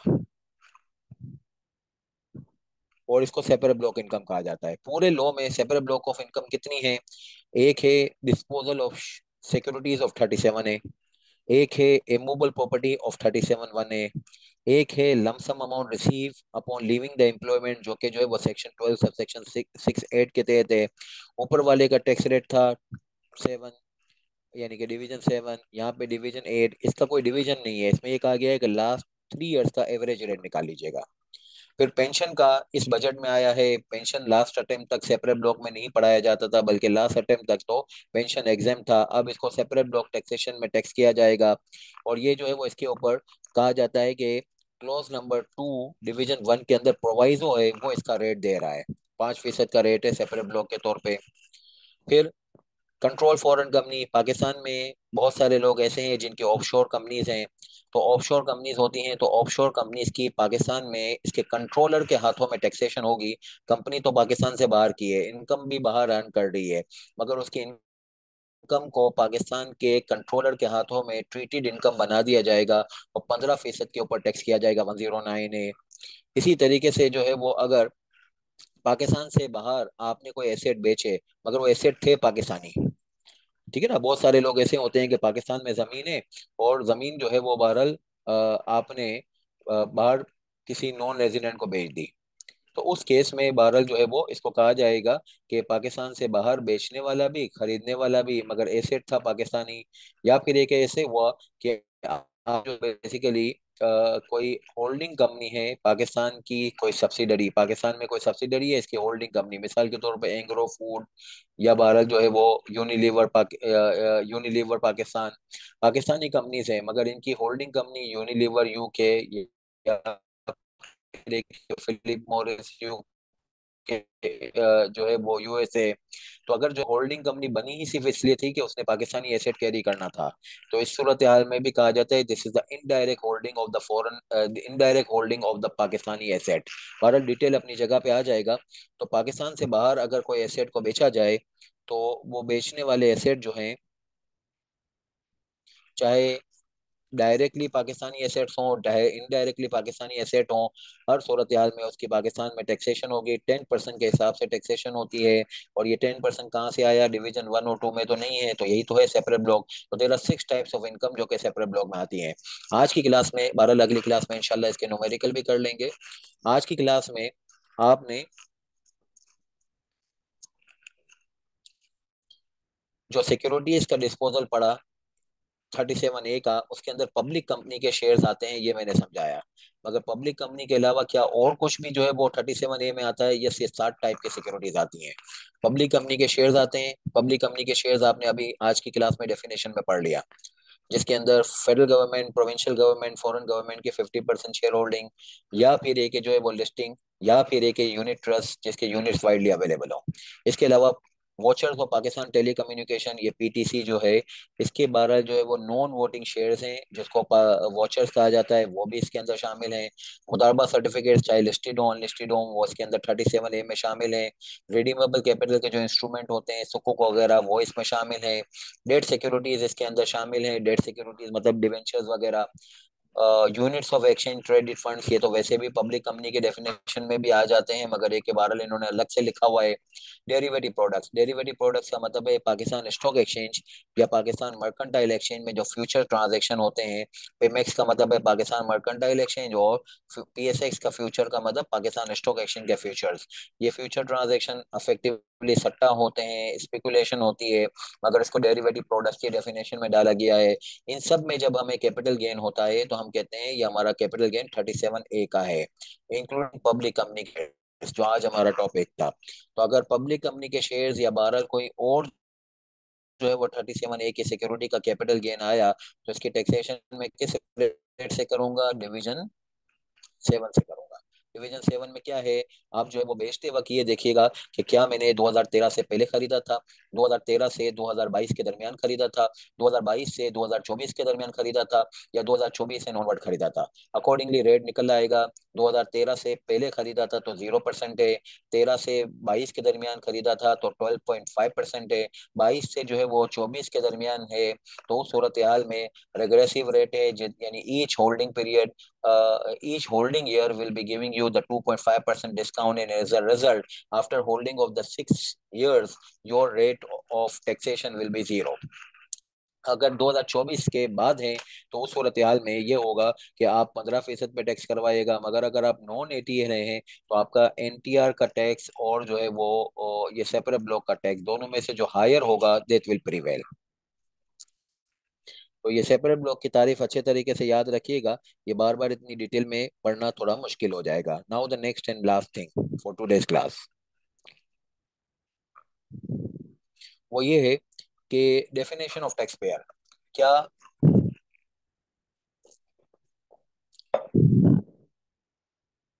कोई इनमें डिफरेंस है?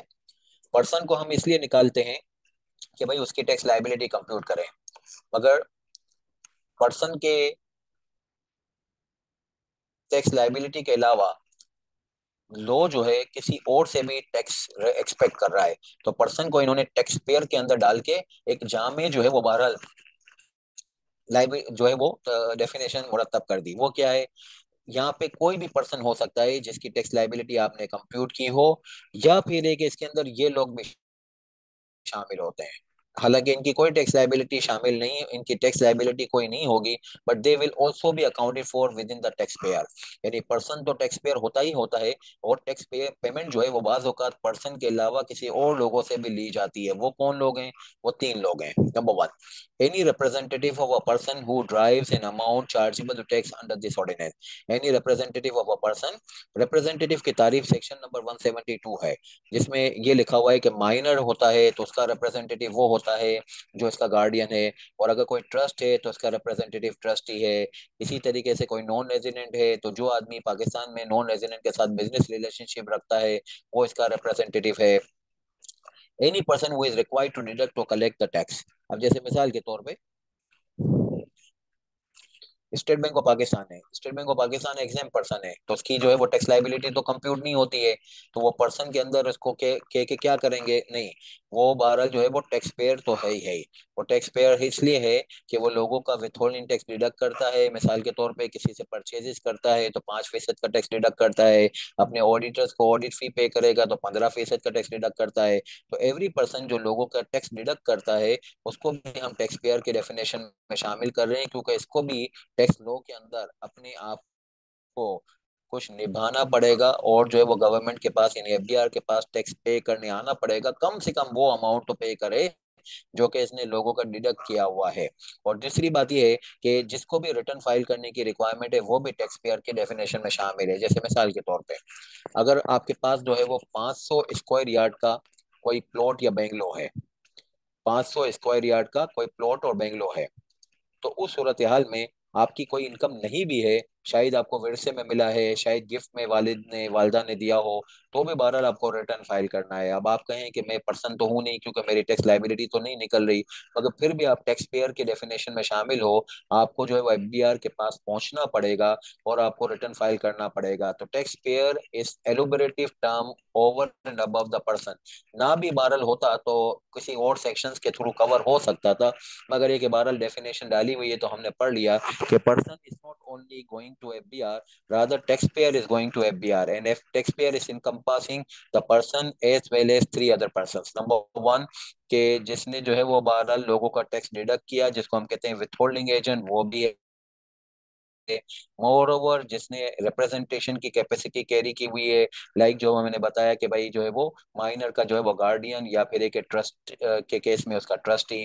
तीसरे नंबर पे सूरत हाल ये है कि जो भी आदमी टैक्स पे करने के लिए तो रिस्पॉन्सिबल नहीं है मगर रिटर्न फाइल करने के लिए इसको रिक्वायर्ड है, तो उसको भी बहरहाल टैक्स पेयर के डेफिनेशन में शामिल किया जाएगा। तो ये जो है वो बहरहाल टैक्स पेयर की डेफिनेशन है। इसका इतना खास यूज तो नहीं है लॉ में, मगर ये कि चूंकि बहरहाल लॉ में डेफिनेशन है तो मैंने इसको भी आपको पढ़ा दिया। तो this was our definition, this is the definition जिसको हमने पर्सन के नाम से पढ़ा, और इसकी जितनी भी रिलेवेंट डिटेल्स थी वो भी सारी आपके पास पहुंच गई। आप तो कोई सवाल हो तो पूछ लीजिएगा। इंशाल्लाह अगली क्लास में हमारा ये जो मामला है जो कि रेजिडेंट और नॉन रेजिडेंट को डिटरमाइन करने का, वो भी इंशाल्लाह देखेंगे, और फिर थोड़ी सी जो है हम न्यूमेरिकल वर्किंग वगैरह भी करेंगे ताकि हमें ये सेपरेट ब्लॉक वगैरह की थोड़ी सी जानकारी हो जाए। आपका कोई सवाल हो तो आप पूछ लीजिएगा।